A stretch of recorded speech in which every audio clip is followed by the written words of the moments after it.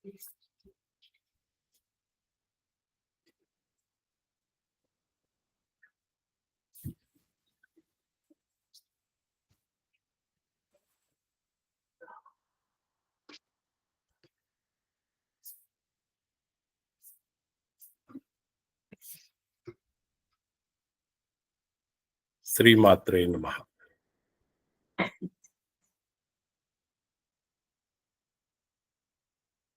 ಸಮರ್ಥ ಸದ್ಗುರು ಶ್ರೀ ರಂಗರಾವ್ ಮಹಾರಾಜರ ದಿವ್ಯ ಪಾದ ಪದ್ಮಗಳಲ್ಲಿ ಶಿರಸಾಷ್ಟಾಂಗ ನಮಸ್ಕಾರಗಳನ್ನು ಮಾಡುತ್ತಾ, ಅವರ ಸತ್ಶಿಷ್ಯರಾದ ಶ್ರೀ ಶಂಕರರಾವ್ ಅನಂತಪುರ್ ಶ್ರೀ ಕ್ಷೇತ್ರ ಕೂಪಗಡ್ಡಿ ಅವರಿಗೂ ಶಿರಸಾಷ್ಟಾಂಗ ನಮಸ್ಕಾರಗಳನ್ನು ಮಾಡುತ್ತಾ, ನಮ್ಮ ಶ್ರೀಮಾತ್ರೆ ಸತ್ಸಂಗದ ಪರವಾಗಿ ಅವರಿಗೆ ಇಂದಿನ ಆಖ್ಯಾನಕ್ಕೆ ಅವರನ್ನು ಸ್ವಾಗತಿಸುತ್ತಿದ್ದೇವೆ. ಅವರು ತಮ್ಮ ಆಖ್ಯಾನವನ್ನ ಪ್ರಾರಂಭಿಸಬೇಕು. ಜೈ ಗುರುದತ್ತ.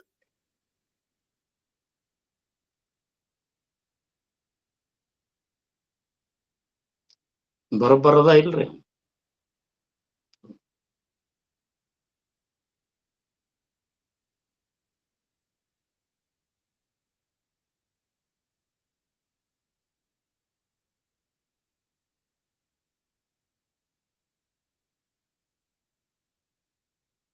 राजाधिराज सद्गुरुनाथ महाराज की जय. श्री गुरुदेव दत्त. गुरुर्ब्रह्मा गुरुर्विष्णु गुरुर्देवो महेश्वरा, गुरु साक्षात परब्रह्म तस्मै श्री गुरुवे नमः. गुरु साक्षात परब्रह्म तस्मै श्री गुरुवे नमः. सदानंद सद्गुरु भावराज योगी ರಾಮನೆಂದವತರಿಸಿದೆ ಭಕ್ತರ ಉದ್ಧಾರಕ್ಕಾಗಿ. ತ್ರೈಲೋಕ್ಯದೊಡೆಯನೆ ಸದ್ಭಕ್ತರು ನಿಮ್ಮ ಕೀರ್ತಿಯನ್ನು ಕೂಗಿ. ನಮಸ್ಕಾರ ಗುರುರಾಯ ಶ್ರೀರಾಮಚಂದ್ರ ಯೋಗಿ, ನಮಸ್ಕಾರ ಗುರುರಾಯ ಶ್ರೀರಂಗ ಯೋಗಿ. ಜಯ ಜಯ ರಘುವೀರ ಸಮರ್ಥ. ಚಿದಂಬರ ನಮಸ್ತೆಸ್ತು ಚಿಂತಿತಾರ್ಥ ಪ್ರದಾಯಿನೇ, ಔದುಂಬರ ಸದಾವಾಸ ಚಿದಂಬರ ನಮೋಸ್ತುತೆ. ಔದುಂಬರ ನಿವಾಸ ಭಕ್ತಾಭಿಮಾನಿ राजाधिराज श्री सद्गुरु शिव चिदंबरेश्वर महाराज की जय. श्री सद्गुरुदास राजा राम महाराज की जय. सकल साधु संत महाराज की जय. जय जय रघुवीर समर्थ. शुका सारिके पूर्ण वैराग्य ज्यांचे, वशिष्ठा परिज्ञान योगेश्वराचे. कवी वाल्मिका सारिका मान्य ऐसा, नमस्कार माझा सद्गुरु रामदासा. जय जय रघुवीर समर्थ. ಭಕ್ತಿಯೊಳು ತುಕಾರಾಮ, ಅನುಭವದಲ್ಲಿ ಜ್ಞಾನ ದೇವ. ಶಾಂತಿಯೊಳು ಏಕನಾಥ, ವೈರಾಗ್ಯದೊಳು ಶುಕಮುನೀತ. ನಮಸ್ಕಾರ ಗುರುವೇ ಶ್ರೀ ಸದ್ಗುರು ರಂಗನಾಥ. ಜಯ ಜಯ ರಘುವೀರ ಸಮರ್ಥ. ಶ್ರೀರಾಮ್. जय जय राम जय घन श्याम, जय जय श्री राम राम. जय जय श्री राम. जानकी रमणा भव भय हरणा, अगणित गुणधामा राम. जय जय श्री राम. ಅಂದು ಬಾಲ್ಯದಿ ಒಂದೇ ಬಾಣದಿ ಕೊಂದನು ತಾಟಕಿ ದಾನವಿಯ. ಶೂರಭಾವದಿ ಭಾರವ ವಹಿಸಿದ ಗುರುವಿನ ಯಾಗದಿ ರಕ್ಷಣೆಯ. ಪಾಷಾಣದೊಳು ಪ್ರಾಣವ ತುಂಬಿದ, ಪಾಷಾಣದೊಳು ಪ್ರಾಣವ ತುಂಬಿದ ಪಾವನ ಪದ ರಾಮ ರಾಮ. ಜಯ ಜಯ ರಾಮ ಜಯ ಘನ ಶ್ಯಾಮ, ಜಯ ಜಯ ಶ್ರೀರಾಮ ರಾಮ. ಜಯ ಜಯ ಶ್ರೀರಾಮ. ಜನಕನ ಸಭೆಯಲ್ಲಿ ಘನ ಶಿವಧನುವನು ಕ್ಷಣದಲ್ಲಿ ತೃಣ ಸಮ ಖಂಡಿಸಿದ. ಸುರಕಿನ್ನರರು ಸುಮ ಮಳೆಗರೆಯೇ ಧರಣಿಗೆ ಹೃದಯದಿ ವಂದಿಸಿದ ಭಾರ್ಗವ ರಾಮನ ಗರ್ವ ವಿರಾಮ, ಭಾರ್ಗವ ರಾಮನ ಗರ್ವ ವಿರಾಮ, ಭಾಸ್ಕರ ಕುಲಧಾಮ ರಾಮ ಜಯ ಜಯ ರಾಮ, ಜಯ ಜಯ ರಾಮ, ಜಯ ಜಯ ಶ್ರೀರಾಮ, ರಾಮ ಜಯ ಜಯ ಶ್ರೀರಾಮ. ಪಿತೃವಾಕ್ಯ ಪರಿಪಾಲನೆಗಾಗಿ ಸಿಂಹಾಸನವನೆ ತೊರೆದ, ರಘುಕುಲ ಕೀರ್ತಿಯ ರಕ್ಷಣೆಗಾಗಿ ವನವಾಸಕ್ಕೆ ತಾ ನಡೆದ.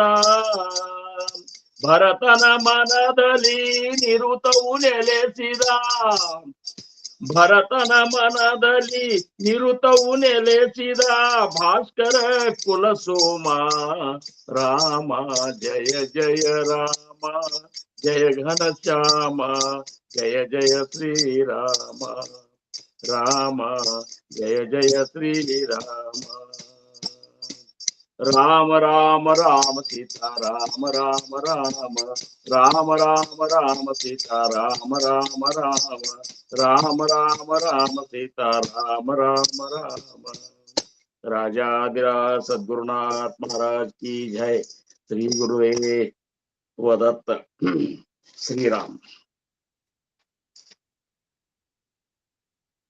ಪ್ರಥಮದಲ್ಲಿ ನನ್ನ ಆರಾಧ್ಯ ದೈವತವಾಗಿರುವಂತಹ ಶ್ರೀ ಸದ್ಗುರು ಸಮರ್ಥ ರಂಗರಾವ್ ಮಹಾರಾಜರು ಶ್ರೀ ಕ್ಷೇತ್ರ ಕೂಪಗಡ್ಡಿ ಅವರ ದಿವ್ಯ ಚರಣಾರವಿಂದಗಳಿಗೆ ನನ್ನ ಅನಂತ ಅನಂತ ಕೋಟಿ ದಂಡೋತ ಪ್ರಣಾಮಗಳನ್ನು ಸಲ್ಲಿಸಿ, ಪೂರ್ಣಾವತಾರಿಗಳು ಪರಬ್ರಹ್ಮ ಸ್ವರೂಪಿಗಳು ಆಗಿರುವಂತಹ ಶ್ರೀ ಸದ್ಗುರು ಶಿವ ಚಿದಂಬರೇಶ್ವರ ಗುರು ಮಹಾರಾಜರ ದಿವ್ಯ ಚರಣಾರವಿಂದಗಳಿಗೆ ಮತ್ತು ಅವರ ಅತ್ಯಂತ ಅಂತರಂಗದ ಶಿಷ್ಯ ಶ್ರೇಷ್ಠರಾಗಿರುವಂತಹ ಶ್ರೀ ಸದ್ಗುರು ದಾಸ್ ರಾಜಾರಾಮ್ ಮಹಾರಾಜರ ದಿವ್ಯ ಚರಣಾರವಿಂದಗಳಿಗೂ ನನ್ನ ಅನಂತ ಅನಂತ ದಂಡವತ ಪ್ರಣಾಮಗಳನ್ನು ಸಲ್ಲಿಸಿ, ಚಿದಂಬರ ಮಹಾಸ್ವಾಮಿಗಳ ಪರಾವತಾರವೇ ಆಗಿರುವಂತಹ ಅಗಡಿಯ ಆನಂದವನ ಕ್ಷೇತ್ರದ ಕ್ಷೇತ್ರಾಧಿಪತಿಗಳಾಗಿರುವಂತಹ ಶ್ರೀ ಸದ್ಗುರು ಶೇಷಾಚಲ ಗುರು ಮಹಾರಾಜರ ಮತ್ತು ಅವರ ಅಂತರಂಗದ ಶಿಷ್ಯ ಶ್ರೇಷ್ಠರಾದಂತಹ ಶ್ರೀ ಸದ್ಗುರು ನಾರಾಯಣ ಭಗವಾನ್ ಮಹಾರಾಜರ ದಿವ್ಯ ಚರಣಾರವಿಂದಗಳಿಗೂ ನನ್ನ ಅನಂತ ದಂಡವತ ಪ್ರಣಾಮಗಳನ್ನು ಸಲ್ಲಿಸಿ, ಈ ಒಂದು ಮಾತ್ರೆ ಸತ್ಸಂಗ ಫೌಂಡೇಶನ್ ಅದ ಅಧಿದೇವತೆ ಆಗಿರುವಂತಹ ತಾಯಿ ಮಾತ್ರೆ ದೇವಿಯ ದಿವ್ಯ ಚರಣಾರವಿಂದಗಳಿಗೆ ಭಕ್ತಿಪೂರ್ವಕ ದಂಡವತ ಪ್ರಣಾಮಗಳನ್ನು ಸಲ್ಲಿಸಿ,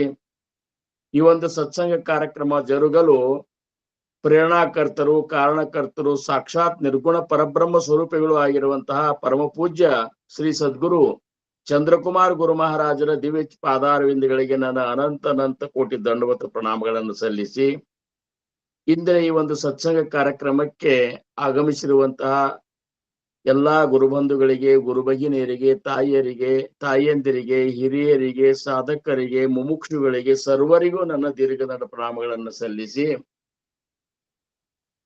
ಮತ್ತೊಂದು ಭಾಗ್ಯದ ಅವಕಾಶ ಸಮರ್ಥರು ನಮಗ ನಿಮಗ ನೀಡ್ಯಾರ. ಸಮರ್ಥರ ಮನೋಬೋಧದ 55 ಮತ್ತು 56 ಈ 2 ಶ್ಲೋಕಗಳ ಬಗ್ಗೆ ನಾವು ನೀವುಗಳೆಲ್ಲ ಚಿಂತನೆ ಮಾಡ್ಬೇಕಾಗ್ಯದ. ಈಗಾಗಲೇ 10 ಶ್ಲೋಕಗಳು ಈಗ ಆಗಿರುವಂತಹ 10 ಶ್ಲೋಕಗಳೇನವಲ್ಲ ಅಂದ್ರ ಸರ್ವಸಾಧಾರಣ 47ರಿಂದ 56 ಈ ಎಲ್ಲಾ ಶ್ಲೋಕಗಳಲ್ಲಿ ಸಮರ್ಥರು ಸರ್ವೋತ್ತಮ ರಾಮಪ್ರಭುವಿನ ಅರ್ಥಾತ್ ಪರಬ್ರಹ್ಮ ಸ್ವರೂಪಿ ಸದ್ಗುರುಗಳ ಶ್ರೇಷ್ಠ ದಾಸನಾದವನಲ್ಲಿ ಇರಬೇಕಾಗಿರುವಂತಹ ಅತ್ಯಂತ ಅಮೂಲ್ಯವಾದಂತಹ ಶ್ರೇಷ್ಠವಾದ ಗುಣಗಳ ಬಗ್ಗೆ ಸಮರ್ಥರು ನಮಗೆ ಹೇಳ್ಯಾರ. ಈ ಗುಣಗಳು ಯಾರಂತಲ್ಲಿ ಇರ್ತಾರಲ್ಲ ಅವರು ಸರ್ವೋತ್ತಮನಾದಂತಹ ಆ ಸದ್ಗುರುವಿನ ದಾಸರಾಗಲಿಕ್ಕೆ ಜಗತ್ತಿಗೆ ಧನ್ಯ ಅನಿಸ್ಕೊಳ್ಳುವಂತ ಒಂದು ಪಾತ್ರತೆ ಅವ್ರಂತಲ್ಲಿ ಬರ್ತದ ಅಂತೇಳಿ ಅವ್ರಂತಲ್ಲಿ ಇರುವಂತ ಲಕ್ಷಣಗಳನ್ನ ನಮಗ 10 ಶ್ಲೋಕಗಳಿಗೆ ಹೇಳಿದ್ರು ಸಹಿತ ಸಮರ್ಥರು ಏನ್ ಹೇಳ್ಬೇಕಾಗ್ಯದಂದ್ರ ಆ ಹೇಳಿದಂತ ಒಂದು ಲಕ್ಷಣಗಳನ್ನ ನೀವು ಮನನ ಮಾಡ್ರಿ ಅಂತಾರ. ಇದನ್ನ ನೀವು ಶ್ರವಣ ಮಾಡಿ ನೀವು ನಿಮ್ಮ ಮನಕ್ಕೆ ಬೋಧ ಮಾಡ್ರಿ. ಬೋಧ ಮಾಡಿ ಈ ಎಲ್ಲಾ ಒಂದ್ ಏನಪ್ಪಾ ಅಂದ್ರೆ ಸದ್ವಿದ್ಯಾ ಗುಣಗಳನ್ನ ನಿಮ್ಮ ಜೀವನದೊಳಗೂ ನೀವು ಅಳವಡಿಸ್ಕೊಂಡ್ರಿ ಅಂದ್ರ ನೀವು ಸದ್ಗುರುವಿನ ಒಂದು ಸಶಿಷ್ಯರಾಗ್ಲಿಕ್ಕೆ ಜಗತ್ತಿನೊಳಗೆ ಧನ್ಯ ಅನಿಸುವಂತ ಒಂದು ಸರ್ವೋತ್ತಮ ಒಂದು ಸ್ಥಿತಿಗೆ ನೀವು ಮುಟ್ತೀರಿ ಅಂತಾರ. ಅದನ್ನ ಇಂಡೈರೆಕ್ಟ್ಲಿ ನಮಗೆ ಹೇಳ್ಯಾರ, ಹಿಂಗಿರ್ತಾನ ಅಂತೇಳಿ. ಆ ಭಕ್ತ ಹಿಂಗಿರ್ತಾನ ಅಂತ ಹೇಳಿದ್ರೂ ನೀನು ಹಿಂಗಿರ್ಬೇಕು ಅಂತ ಅಂದಂಗ ಅದು ಇಷ್ಟೇ. ಯಾಕಂದ್ರ ಅವ್ರು ಹೇಳಿದಂತ ಶ್ಲೋಕಗಳು ಕೇವಲ ನೀವು ತಿಳ್ಕೋರಿಪ್ಪ ಅಂತ ಹೇಳಿಲ್ಲ ಅವರು. ಈ 10 ಶ್ಲೋಕದೊಳಗ ಸರ್ವೋತ್ತಮ ದಾಸ್ ಹಿಂಗಿರ್ತಾನಂತ ತಿಳ್ಕೋರಿ ಅಂದಿಲ್ಲ. ಅವ್ ಹಿಂಗಿರ್ತಾನಂತ ತಿಳ್ಕೋರಿ, ತಿಳ್ಕೊಂಡದ್ದನ್ನ ಕುತ್ಕೊಂಡು ಒಂದ್ ಕಡೆ ಏಕಾಂತದೊಳಗ ಕುತ್ಕೊಂಡು ಅದನ್ನ ನಿಮ್ಮ ಅಂತರಂಗದೊಳಗ ನಿಮ್ಮ ಮನಸ್ಸಿಗೆ ಬೋಧ ಮಾಡ್ಕೋರಿ. ಬೋಧ ಮಾಡ್ಕೊಂಡು ಅದನ್ನ ಮನನ ಮಾಡಿ ಆ ಕ್ಷಣದಿಂದ ನಿಮ್ಮ ಜೀವನದೊಳಗ ಅಳವಡಿಸ್ಕೋಬೇಕಂತೇಳಿ ಸಂಕಲ್ಪ ಮಾಡ್ರಂತಾರು. ಏನ್ರಿ ಈ ಒಂದು ಸತ್ಸಂಗದ ಲಾಭ ಏನಪ್ಪಾ ನಮಗ ಅಂತ ಹೇಳಿ ಕೇಳಿದ್ರಂದ್ರ, ಯಾರೋ ಕೇಳ್ತಾರೆ, ಹೌದ್ರಿ ಈ ಸತ್ಸಂಗ ಮಾಡ್ತೀವಿ, ಸತ್ಸಂಗದಾಗ ಹೋಗೋದ್ರಿಂದ ಏನ್ ಲಾಭ ಅದ ಅಂತ ಕೇಳಿದ್ರ, ಸತ್ಸಂಗದಾಗ ಹೋಗೋದ್ರಿಂದ ನಮ್ಮಂತಲ್ಲೇ ನಮ್ಮ ಮನಸ್ಸಿನ ಮೇಲೆ ಒಂದು ಸಂಕಲ್ಪ, ಒಂದು ನಿರ್ಧಾರ ಮಾಡುವಂತಹ ಸಾಮರ್ಥ್ಯ ಬರ್ತದಂತ. ನೀವು ಸತ್ಸಂಗದಾಗ ಹೋಗ್ಲಿಕ್ಕಂದ್ರ ಉತ್ತಮ ಒಂದು ವಿಚಾರಗಳನ್ನ ನಾನು ಅಳವಡಿಸ್ಕೋಬೇಕಂತ ಹೇಳಿ ನಿರ್ಧಾರ ಮಾಡುವಂತಹದ್ದು ಮತ್ತೆಲ್ಲಿ ಸಿಗುದಿಲ್ಲ. ನೀವು ಮಂದಿರಗಳಿಗೆ ಹೋಗ್ರಿ, ದೇವರ ದರ್ಶನ ತಗೋರಿ, ತೀರ್ಥ ಕ್ಷೇತ್ರಗಳಿಗೆ ಹೋಗ್ರಿ, ಯಾತ್ರೆಗಳನ್ನ ಮಾಡ್ರಿ, ಏನೇ ಮಾಡ್ರಿ, ಆದ್ರೆ ನಿಮ್ಮ ಮನಸ್ಸಿಗೆ ನೀವು ನಿರ್ಧಾರ ಮಾಡ್ಕೋಬೇಕು, ಇವತ್ತಿನಿಂದ ನಾ ಪರಿವರ್ತನ ಆಗಬೇಕು, ಇದನ್ನ ನಾ ಮಾಡೇಬೇಕಂತೇಳಿ ನಿರ್ಧಾರ ಮಾಡ್ಕೋಬೇಕು. ನಿರ್ಧಾರ ಅನ್ನುವಂಥದ್ದು ಎಷ್ಟು ಮುಖ್ಯದಲ್ಲ. ಮೊದಲು ನಿರ್ಧಾರ ಮಾಡ್ಕೋದು ಮೊದಲನೇ ಮೆಟ್ಲು ಅಂತಾರು ಸಾಧಕರಾದವರು. ಉತ್ತಮರಾಗಿ ಬದುಕಬೇಕು, ಸದ್ಗುರುಗಳಿಗೆ ಹೌದು ಅನ್ಸೋಂಗ್ ಬದುಕಬೇಕು, ಸದ್ಗುರುಗಳು ಸಂತೋಷಗೊಳ್ಬೇಕು. ನನ್ನ ಒಂದು ಎಲ್ಲಾ ಒಂದು ಗುಣಗಳನ್ನ, ನನ್ನ ಆಕ್ಟಿವಿಟೀಸ್ ನೋಡಿ ಇವೆಲ್ಲನೂ ನಾವು ನಿರ್ಧಾರ ಮಾಡ್ಕೋಬೇಕು. ಸುಮ್ಮನೆ ಉಪದೇಶ ತಗೊಂಡು ಮಾತ್ರಕ್ಕ ಮುಕ್ತರ ಆಗುದಿಲ್ಲ ಅಂತಾರ. ಏನ್ರಿ ಸುಮ್ಮನೆ ಉಪದೇಶ ನಾವು ತಗೊಂಡಪ್ಪ ಸದ್ಗುರುಗಳಿಂದ, ಅವರು ನಮಗ ಅನುಗ್ರಹ ಮಾಡ್ಯಾರ, ಉಪದೇಶ ಕೊಟ್ಟಾರ ಅಂತ ಇಷ್ಟು ಹೇಳೋದ್ರಿಂದ ಏನೂ ಆಗುದಿಲ್ಲ. ಸಮರ್ಥರಂತಾರ, ಮನೋಣಿ ಸದ್ಗುರು ಕರಾವ. ಮೊದಲ ನಿಮ್ಮ ಕೆಲಸ ಏನು? ಸದ್ಗುರುಗಳಿಂದ ಅನುಗ್ರಹಿತರಾಗ್ರಿ. ಅದು ಎಂಥ ಸದ್ಗುರುಗಳಿಂದ ಆಗ್ಬೇಕಂದ್ರ ಶ್ರೋತ್ರೀಯ ಬ್ರಹ್ಮನಿಷ್ಠ ಸದ್ಗುರು, ಆತ್ಮ ಸಾಕ್ಷಾತ್ಕಾರಿ ಸದ್ಗುರು, ಬ್ರಹ್ಮ ಸ್ಥಿತಿಯೊಳಗೆ ನೆಲೆ ನಿಂತಹ ಸದ್ಗುರು. ಅವನು ಶ್ರೋತ್ರಿಯನೂ ಆಗಿರಬೇಕು ಮತ್ತು ಸ್ವರೂಪದೊಳಗೆ ನಿಂತವನು ಆಗಿರಬೇಕು, ಬ್ರಹ್ಮನಿಷ್ಠನೂ ಆಗಿರ್ಬೇಕು. ಇಂಥವರಿಂದ ನೀವು ಉಪದೇಶ ತಗೋರಿ. ಅಂಥವ್ರಿಂದ ಉಪದೇಶ ತಗೊಂಡ್ರು ಸಹಿತ ನೀವು ಮುಕ್ತರಾಗ್ತೀರಿ ಅಂತ ತಿಳ್ಕೊಬೇಡ್ರಿ ಅಂತಾರ. ಯಾಕಂದ್ರೆ ಇಷ್ಟಕ್ಕೆ ಮುಗಿಲಿಲ್ಲ ಉಪದೇಶ ತಗೊಂಡ, ಅಷ್ಟಕ್ಕೆ ಮುಗಿಲಿಲ್ಲ ಶಿಷ್ಯನ ಕೆಲಸ. ಮನೋಣಿ ಸದ್ಗುರು ಕರಾವ, ಮೊದಲು ಸದ್ಗುರುಗಳಿಂದ ಅನುಗ್ರಹಿತರಾಗ್ರಿ. ಸತ್ಸಂಗ ಶೋಧನ ಧರಾವ ಅಂತಾರು. ಎರಡನೇ ಕೆಲಸ ಏನ್ ನಿಮ್ಮದು? ಸತ್ಸಂಗಗಳನ್ನು ಶೋಧ ಮಾಡಿ ಹೋಗ್ರಿ. ಕರೆದ್ರೆ ಹೋಗಬೇಕು, ಅವ್ರು ಕರೆದಿಲ್ಲ, ಅವ್ರು ಫೋನ್ ಮಾಡಿಲ್ಲ, ನಾವ್ಯಾಂಗ ಹೋಗೋದು, ಹಿಂಗ ಅನ್ಬೇಡ್ರಿ ಅಂತಾರವ್ರು. ಎಲ್ಲೇ ಸಂತರ ಸಂಘ ನಡೆದದ, ಸಚ್ಚಿತ್ ವಿಚಾರಗಳ ಚಿಂತನೆ ನಡೆದಲ್ಲ, ಅಲ್ಲಿ ನೀವು ಹೋಗಿ ಕೂಡ್ರಿ. ನೀವು ಹೋದ್ರ ಅವ್ರೇನ್ ಬ್ಯಾಡ ಅನ್ನೋದಿಲ್ಲ, ನೀವ್ ಯಾಕೆ ಬಂದಿ ಅಂತ ಅನ್ನೋದಿಲ್ಲ. ಅಕಸ್ಮಾತ್ ಅವ್ರು ಸತ್ಸಂಗನೆ ಮಾಡ್ತಿದ್ರಂದ್ರ, ನಿನ್ನ ಕರೆದಿಲ್ಲ ನೀ ಯಾಕೆ ಬಂದಿ ಅಂತ ಯಾರು ಅನ್ನೋದಿಲ್ಲ. ಯಾಕಂದ್ರೆ ಸತ್ಸಂಗದ ಅದು, ಅಲ್ಲಿ ಸಂತರಿದ್ದಾರೆ, ಅಲ್ಲಿ ಸಚ್ಚಿತ್ ಏನಪ್ಪಾ ಅಂದ್ರ ಸಚ್ಚಿತ್ ಆನಂದ ಸ್ವರೂಪದ ಬಗ್ಗೆ ಚಿಂತನಾ ಮಾಡ್ಬೇಕನ್ನೋರಿದ್ದಾರೆ, ಸದ್ಗತಿಯನ್ನು ಪಡ್ಕೋಬೇಕನ್ನೋರಿದ್ದಾರೆ. ಮಹಾತ್ಮರ ಒಂದು ಜೀವನವನ್ನ ಪ್ರತಿಯೊಬ್ಬರ ಹೃದಯದೊಳಗೆ ಅಳವಡಿಸಬೇಕನ್ನುವಂತ ಒಂದು ಗುರಿ ಇಟ್ಟುಕೊಂಡು ಅಲ್ಲಿ ಸತ್ಸಂಗ ಮಾಡ್ಲಿಕ್ಕತ್ತಾರ. ಸಾಧ್ಯವನ್ನ ಗಳಿಸ್ಬೇಕನ್ನೋದು ಅಲ್ಲಿ ಎಲ್ಲರ ಗುರಿ ಅದ. ಅಂದಾಗ ನೀವು ಹೋದಂದ್ರೆ ನೀ ಯಾಕೆ ಬಂದಿ, ನಿನ್ನೇನು ಕರ್ದೇವನು, ಇದೇನು ಪ್ರಪಂಚದ ವ್ಯವಹಾರ ಅಲ್ಲ. ಅದಕ್ಕೆ ಅವ್ರಂತಾರ ಸತ್ಸಂಗ ಶೋಧನದರಾವ. ಹುಡುಕ್ಯಾಡ್ ಹೋಗ್ರಿ, ನೀವು ಏನ್ ತಪ್ಪಿಲ್ಲ, ಹುಡುಕ್ಯಾಡ್ಕೊಂಡು ಹೋಗ್ರಿ. ಏನು ಇಷ್ಟಾದ್ಮೇಲೆ ಏನಂತಾರ ಅವರು? ತತ್ವ ವಿಚಾರ ವಿವರಾವ ಅಂತಾರ್ರಿ. ಅಲ್ಲಿ ಹೇಳಿದಂತ ತತ್ವ ವಿಚಾರಗಳನ್ನ ಅಲ್ಲಿ ಕೇಳ್ರಿ, ಕೇಳಿದ್ದನ್ನ ಪೂರ್ಣ ಗಟ್ಟಿಗೆ ಹಿಡ್ಕೋರಿ, ಮನೆಗೆ ಬಂದು ಮನನ ಮಾಡ್ರಿ. ಮನನ ಮಾಡಿ ನಿಧಿಧ್ಯಾಸಕ್ಕೆ ಹಚ್ಕೊಂಡು ಜೀವನದೊಳಗೆ ಅಳವಡಿಸೋರಿ. ಅಂದಾಗ ಮಾತ್ರ ಸಾಧ್ಯ ಅನ್ನುವಂಥದ್ದು ನಿಮಗಾಗ್ತ ಅಂತಾರ. ಇಷ್ಟು ಕೆಲಸದ ಅಂತಾರವ್ರು. ನಾವು ಭಯಂಕರ ದಿವ್ಸ ಸತ್ಸಂಗ ಮಾಡೇವ್ರಿ, ಹೌದು ಭಯಂಕರ ವರ್ಷಗಟ್ಲೆ ಮಾಡೇವ್ರಿ. ಎಷ್ಟು ವರ್ಷ ಮಾಡಿದ್ರಿ? ಬರೀ ನೀ ಕೇಳಿ ಬಿಟ್ಟಿ ಇಷ್ಟೇ, ಏನ್ ಅದರಿಂದ ಏನು ಬದಲಾವಣೆ ಆಗುದಿಲ್ಲ ಅಂತಾರ. ಕೇಳಿದ್ದನ್ನ ಅಳವಡಿಸ್ಕೊಳಾರ್ದ ಏನೇನೂ ಆಗುದಿಲ್ಲ. ಕೇಳಿದ್ದನ್ನ ಅಳವಡಿಸ್ಕೋಬೇಕಂತ ಕೇಳಬೇಕಿಷ್ಟೇ. ಕೇಳಿದ್ದನ್ನ ಮತ್ತೊಬ್ಬರಿಗೆ ಹೇಳೋ ಸಂಬಂಧ ಕೇಳ್ಬೇಕಂತ ಕೇಳುದಲ್ಲ. ಈಗ ಬಹಳಷ್ಟು ಜನರದ್ದು ಹೆಂಗಾಗ್ಯದಂದ್ರ, ಸ್ವಲ್ಪ ತಿಳಿದು ಕೂಡ ವಕ್ತಾರ ಆಗ್ಬೇಕಂತಾರ, ಸ್ವಲ್ಪ ತಿಳಿದುಕೊಳ್ಳೆ ಪ್ರವಚನಕಾರ ನಾವು ಆಗಬೇಕು, ನಾವು ಹೇಳ್ಬೇಕು, ನಮ್ಮನ್ನು ಮಂದಿ ಹೊಗಳಬೇಕು, ನಮ್ ಕೈಯಾಗ ಒಂದ್ 7-8-10 ಮಂದಿರಿ ನಮಗ ಇರ್ಬೇಕು ಶಿಷ್ಯ ಮಂಡಳಿ ಅಂತ ಲೆಕ್ಕಕ್ಕ ಪ್ರವಚನಕಾರ ಆಗ್ಲಿಕ್ಕೆ ಪ್ರಯತ್ನ ಮಾಡ್ಲಿಕ್ಕತ್ತಾರ. ಒಬ್ಬ ಒಂದ್ ದಿವ್ಸ ಸತ್ಸಂಗ್ ಬಂದಂತ ಸದ್ಗುರುಗಳ ಬಗ್ಗೆ ವರ್ಣನ ಮಾಡ್ಲಿಕ್ಕತ್ತಿದ್ರು. ಅವಾಗ ಅವನಂತ ಒಬ್ಬ ಅದ್ರಾಗ ಹಿರಿ ಮನುಷ್ಯನ ಕೇಳಿದಂತ, ಈ ಸತ್ಸಂಗದಾಗ ನಾವ್ ಇರೋದ್ರಿಂದ ಎಷ್ಟು ದಿವ್ಸಕ್ಕೆ ನಾವು ಸದ್ಗುರು ಆಗ್ತೇವ್ರಿ ಅಂತ. ಅವ್ ಏನ್ ಕೇಳಿದ, ಎಷ್ಟು ದಿವ್ಸಕ್ಕೆ ನಾವು ಸದ್ಗುರುಗಳು ಆಗ್ತೇವ್ರಿ, ನಾವು ಶಿಷ್ಯರನ್ನ ಮಾಡ್ಕೋತೇವು, ಸುಮ್ ಆರಾಮ್ ಕಾರ್ನಾಗ ಅಡ್ಯಾಡ್ಕೋತ ಈ ಒಂದು ಸ್ಥಿತಿ ನಮಗೆ ಯಾವಾಗ ಬರ್ತದ್ರಿ ಅಂತಂದ. ಅದಕ್ಕ ಸದ್ಗುರುಗಳಾಗೋ ಸಂಬಂಧ, ಪ್ರವಚನ ಮಾಡೋ ಸಂಬಂಧ ಇವು ಸತ್ಸಂಗಗಳು ಇಲ್ಲೇ ಇಲ್ಲ. ಅಲ್ಲಿ ಕೇಳಿ ಅಲ್ಲೇ ಒಳ್ಳೆ ವಿಚಾರಗಳನ್ನ ನಿಮ್ಮ ಜೀವನದೊಳಗೆ ಅಳವಡಿಸುವರು ಅಂತಾರ ಅವರು. ಅಕಸ್ಮಾತ್ ನಾವು ಸತ್ಸಂಗದ ಲಾಭ ತಗೊಂಡ ಆ ಒಂದು ತತ್ವ ವಿಚಾರಗಳನ್ನ, ಸದ್ವಿದ್ಯಾ ಗುಣಗಳನ್ನ ನಮ್ಮ ಜೀವನದಾಗ ಅಳವಡಿಸ್ಕೊಂಡೇವಂದ್ರ ನಮ್ಮ ಲಕ್ಷಣ ಬೇರೆ ಆಗ್ತಂತಾರ ಅವ್ರು. ನಾವ್ ಮೊದಲು ನಮ್ಮನ್ನ ನೋಡಿದ್ರೆ ಮಂದಿ ಒಂದ್ ನಮೂನಿ ವಿಕಾರಗಳು ಹೊಂಡ್ತಾವ, ಒಂದ್ ನಮೂನಿ ವಿಚಾರಗಳು ಹೊಂಡ್ತಾವ, ಒಂದ್ ನಮೂನಿ ದ್ವೇಷಗಳು ಉತ್ಪನ್ನ ಆಗ್ತಾವ. ಅಕಸ್ಮಾತ್ ನೀ ಸದ್ಗುಣಗಳನ್ನ ನೀ ಅಳವಡಿಸ್ಕೊಂಡು ಬಿಟ್ಟಿ ಅಂದ್ರ, ಸದ್ಗುಣ ಸಂಪನ್ನ ಆದಿ ಅಂತಂದ್ರ ಅವ್ರ ಹೊಂತಲ್ಲಿ ಸದ್ಭಾವನೆಗಳೇ ಬರ್ಲಿಕ್ಕೆ ಶುರು ಮಾಡ್ಬಿಡ್ತಾವ. ನಿನ್ ನೋಡಿದ್ರ ಅವ್ರಿಗೆ ನಿನ್ ಜೋಡಿ ಇರ್ಬೇಕ್ ಅನಸ್ತದ, ನಿನ್ ಜೋಡಿ ಮಾತಾಡ್ಬೇಕ್ ಅನಸ್ತದ, ನಿನ್ ಜೋಡಿ ಬಹಳಷ್ಟು ಸಮಯ ಕಳಿಬೇಕ್ ಅನಸ್ತದ, ನಿನ್ ಜೋಡಿ ಇದ್ರ ಸಮಾಧಾನ ಸಿಗ್ತದಂತ ಅವ್ರಿಗೆ ಅನಸ್ತದ. ಹಿಂಗ ಅನಸ್ಬೇಕು. ಅವನ್ ಜೋಡಿ ಏನು ಮಾರೆ ಅಲ್ಲಿ ಹೋಗೋದ್ರಿಂದ ಏನೆಲ್ಲ ಒಂದ್ ನಮೂನಿ ಸುಮ್ಮ ಮನೆಯಾಗಿರೋದೇ ಆರಾಮ್ ಅಂತ ಅನ್ನೋ ಹಂಗ ನಮ್ ಪರಿಸ್ಥಿತಿ ಆಗಿರ್ಬಾರ್ದು. ಯಾಕಂದ್ರ ನಾವು ಬದಲಾವಣೆ ಆಗ್ಬೇಕಂತಾರ ಏನ. ಅದಕ್ಕ ಸಮರ್ಥರು ಏನ್ ಮಾಡಿದ್ರು, ಇಂತಿಂತ ಗುಣಗಳನ್ನು ನೀ ಅಳವಡಿಸುವಂದ್ರ ಅವ್ರು 10 ಶ್ಲೋಕದೊಳಗೆ ಇವನ್ನೇ ಹೇಳ್ಯಾರ. ಅದ್ರಾಗ 55 ಮತ್ತು 56ನೇ ಶ್ಲೋಕರಾಗ ಇನ್ನಷ್ಟು ಗುಣಗಳು. ಇವು 2 ಶ್ಲೋಕ ಅದು ಅಂದ್ರೆ 10 ಶ್ಲೋಕ ಮುಗದಂಗ ಆಗ್ತಾವ.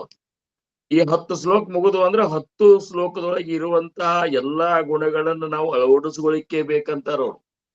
ಏನ್ರಿ ಅಂದಾಗ ನಾವು ಈ ಒಂದು ಸತ್ಸಂಗದ ಲಾಭ ನಮಗೆ ಸ್ವಲ್ಪ ಕಿಂಚಿತ್ ಮಾತ್ರ ಸಿಕ್ಕಂಗ ಆಗ್ತದ.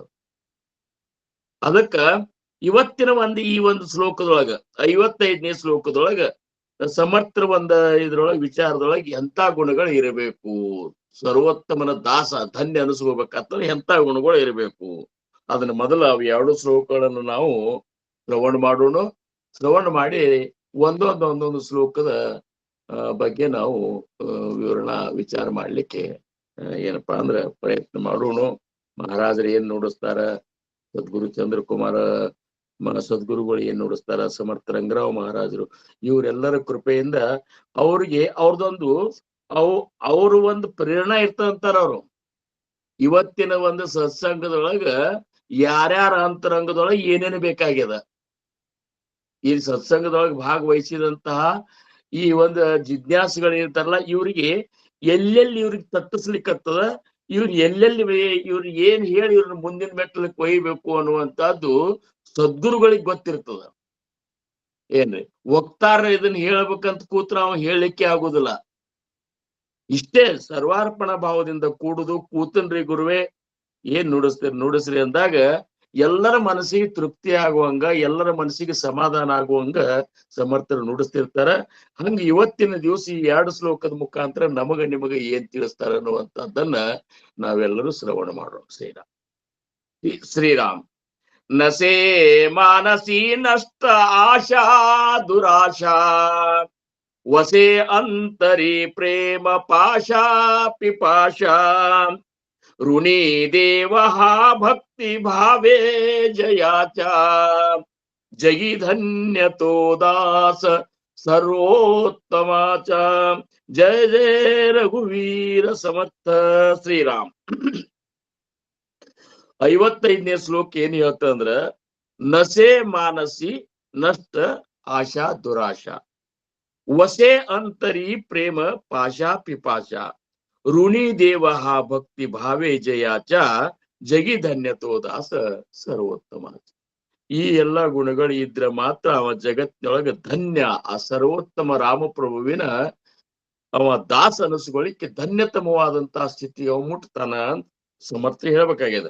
ಇದ್ರ ಅರ್ಥ ಇಷ್ಟೇ, ಮನಸ್ಸಿನಲ್ಲಿ ದುಷ್ಟ ದುರಾಶೆಗಳಿಲ್ಲದೆ ಭಕ್ತಿ ಹೆಂಗಿರ್ಬೇಕು, ಶಿಷ್ಯ ಹೆಂಗಿರ್ಬೇಕಂದ್ರ ಅವನ ಮನಸ್ಸಿನಲ್ಲಿ ದುಷ್ಟ ದುರಾಶೆಗಳಿಲ್ಲದೆ ಮತ್ತ ಭೋಗ ವಾಸನ ಇಲ್ಲದೆ ಅಂತರಂಗದಲ್ಲಿ ರಾಮ ಪ್ರೇಮದ ಪಿಪಾಸೆ ಇರುವಂತಹ ಭಕ್ತನ ಭಾವವನ್ನು ನೋಡಿ ಭಗವಂತನೂ ಕೂಡ ಋಣಿಯಾಗುತ್ತಾನೆ. ಅಂತಹ ಸರ್ವೋತ್ತಮನ ದಾಸನೇ ಜಗತ್ತಿನಲ್ಲಿ ಧನ್ಯನು ಅಂತ ಹೇಳಿ ಇವ್ರಿಗೆ ಕನ್ನಡ ಅರ್ಥ ಆಗ್ತದ. ಇನ್ನು 56ನೇ ಶ್ಲೋಕ ಇದಂತೂ ಇದು ಕಡೆ 10 ಶ್ಲೋಕದ ಕೊನೆಯ ಶ್ಲೋಕ ಬಹಳ ಅಪ್ರತಿಮ. ದಿನಾಚ ದಯಾಳೋ ಮನಾಚ ಮವಾಳೋ ಸ್ನೇಹಾಳು ಕೃಪಾಳು ಜನಿದಾಸಪಾಳು ದಯಾ ಅಂತರಿ ಕ್ರೋಧ ಸಂತಾಪ ಕೈಚ ಜಗಿಧನ್ಯತೋ ದಾಸ ಸರ್ವೋತ್ತಮಾಚ. ಜಯ ಜಯ ರಘುವೀರ ಸಮರ್ಥ.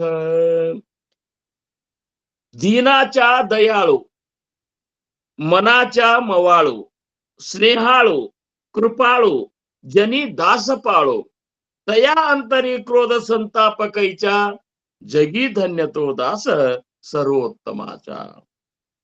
ಇದರ ಅರ್ಥ ದೀನರಲ್ಲಿ ದಯೆ ಉಳ್ಳವನು, ಏನು ದೀನರಲ್ಲಿ ದಯೆ ಉಳ್ಳವನು, ಮೃದುವಾದ ಮನಸ್ಸುಳ್ಳವನು, ಸ್ನೇಹಪರನು, ಕರುಣಾಳವು, ತನ್ನ ಆಶ್ರಿತರನ್ನು ಕಾಪಾಡುವವನು ಆದ ಭಕ್ತನ ಹೃದಯದಲ್ಲಿ ಕ್ರೋಧ ಸಂತಾಪಗಳಾದರೂ ಎಲ್ಲಿ ಬರುವವು?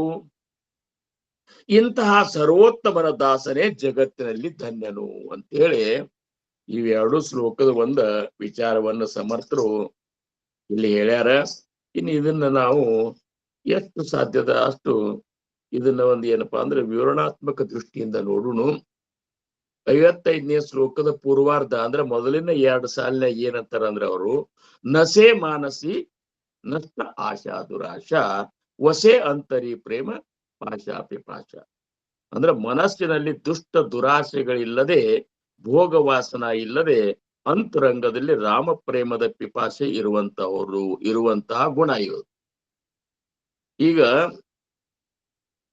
ಮನಸ್ಸಿನಲ್ಲಿ ದುಷ್ಟ ದುರಾಶೆಗಳಿಲ್ಲದೆ ಅಂದ್ರ ಆ ಭಕ್ತನ ಮನಸ್ಸಿನೊಳಗ ನಷ್ಟ ಅಂದ್ರೇನು, ಕನಿಷ್ಠ ವಿಚಾರಗಳು, ಕನಿಷ್ಠ ಏನಪ್ಪಾ ಅಂದ್ರ ವಿಚಾರ ಅಂದ್ರ ಕನಿಷ್ಠವಾದಂತಹ ವಿಚಾರಗಳನ್ನ ಮಾಡ್ತಿರ್ತೇವ ನಾವು. ಅಂದ್ರೇನು, ಅವ್ರೇನಂತಾರ, ನಮ್ಮ ಮನಸ್ಸು ಹೆಂಗ ಅಂತಿರ್ತ ಅಂದ್ರೆ ಚಲೋ ಆಗ್ತಿತ್ತಂದ್ರೆ ಬೇಸ್ ಅನ್ಸುದಿಲ್ಲ, ಅದು ಹಂಗ್ಯಾಕ ಆಗೋದು, ಹಿಂಗ ಆಗ್ಬೇಕಾಗಿತ್ತು, ಚಲೋ ಏನ್ ಆಗೋದೆಲ್ಲ ನಮಗೆ ಆಗಬೇಕಾಗಿತ್ತು ಅಂತ. ಅಕಸ್ಮಾತ್ ನಮ್ಮ ಜೊತೆ ಇದ್ದವರಿಗೆ ನಮಗಾಗಬೇಕಾಗಿದ್ದ ಅವಾಗ ಆತಂದ್ರ ಮನಸ್ಸಿನಾಗ ಅವ ಒಂದ್ ನಮೂನಿ ತಳಮಳ ಆಗ್ಲಿಕ್ಕೆ ಶುರು ಮಾಡ್ತದ. ಏನ್ ಇದು ಯಾಕೆ ಹಿಂಗಾಗ್ತದ ಅಂತಂದ್ರ ಆಸೆ ನಮ್ಮಲ್ಲಿ ಇತ್ತಂದ್ರ ಮಾತ್ರ ಅದಾಗ್ತದ.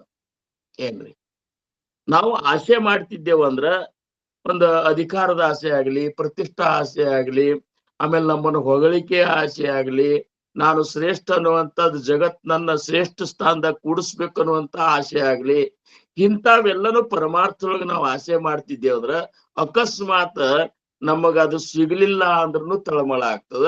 ನಮಗ್ ಸಿಗ್ಬೇಕಾಗಿದ್ದು ಇನ್ನೊಬ್ಬರಿಗೆ ನಮ್ ಜೊತೆ ಇದ್ದವ್ರಿಗೆ ಸಿಗ್ಬೇಕಾದ್ರೂ ಸಿಕ್ಕರು ಸಹಿತ ತಳಮಳ ಆಗ್ತದ.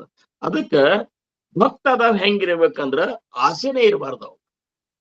ಈಗ ನಮ್ದು ಹೆಂಗಿರ್ಬೇಕಂದ್ರ ಯಾವ ಆಸೆನೇ ಇರಬಾರ್ದು. ಯಾಕೆ ಆಸೆ ಯಾಕಿರ್ಬೇಕು ಅಂತ.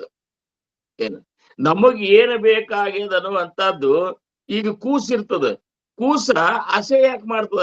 ಆ ಕೂಸಿಗೆ ಗೊತ್ತದ ನನ್ ತಾಯಿ ಏನ್ ತಿಳಿಸ್ಬೇಕು, ಯಾವ ಸಮಯದ ಏನ್ ಕೊಡುವ ಹೊತ್ನ್ಯಾಗ ನಾ ಯಾಕೆ ಆಸೆ ಮಾಡ್ಬೇಕು? ಕೂಸ್ ಏನ್ರ ಸೈಕಲ್ ಮೋಟರ್ ಬೇಕಂತ ಆಸೆ ಮಾಡ್ತಾನ್ರಿ? ಅದಕ್ಕೇನು ಕಲ್ಪನಾ ಇಲ್ಲ.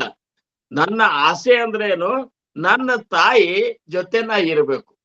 ಆ ಕೂಸಿನ ಆಸೆ ಏನು, ಯಾವಾಗ್ಲೂ ನನ್ನ ತಾಯಿ ಜೊತೆ ನಾ ಇರ್ಬೇಕು, ನನ್ನ ತಾಯಿ ನನ್ನಿಂದ ಆಗಲಬಾರದು ಇಷ್ಟೇ.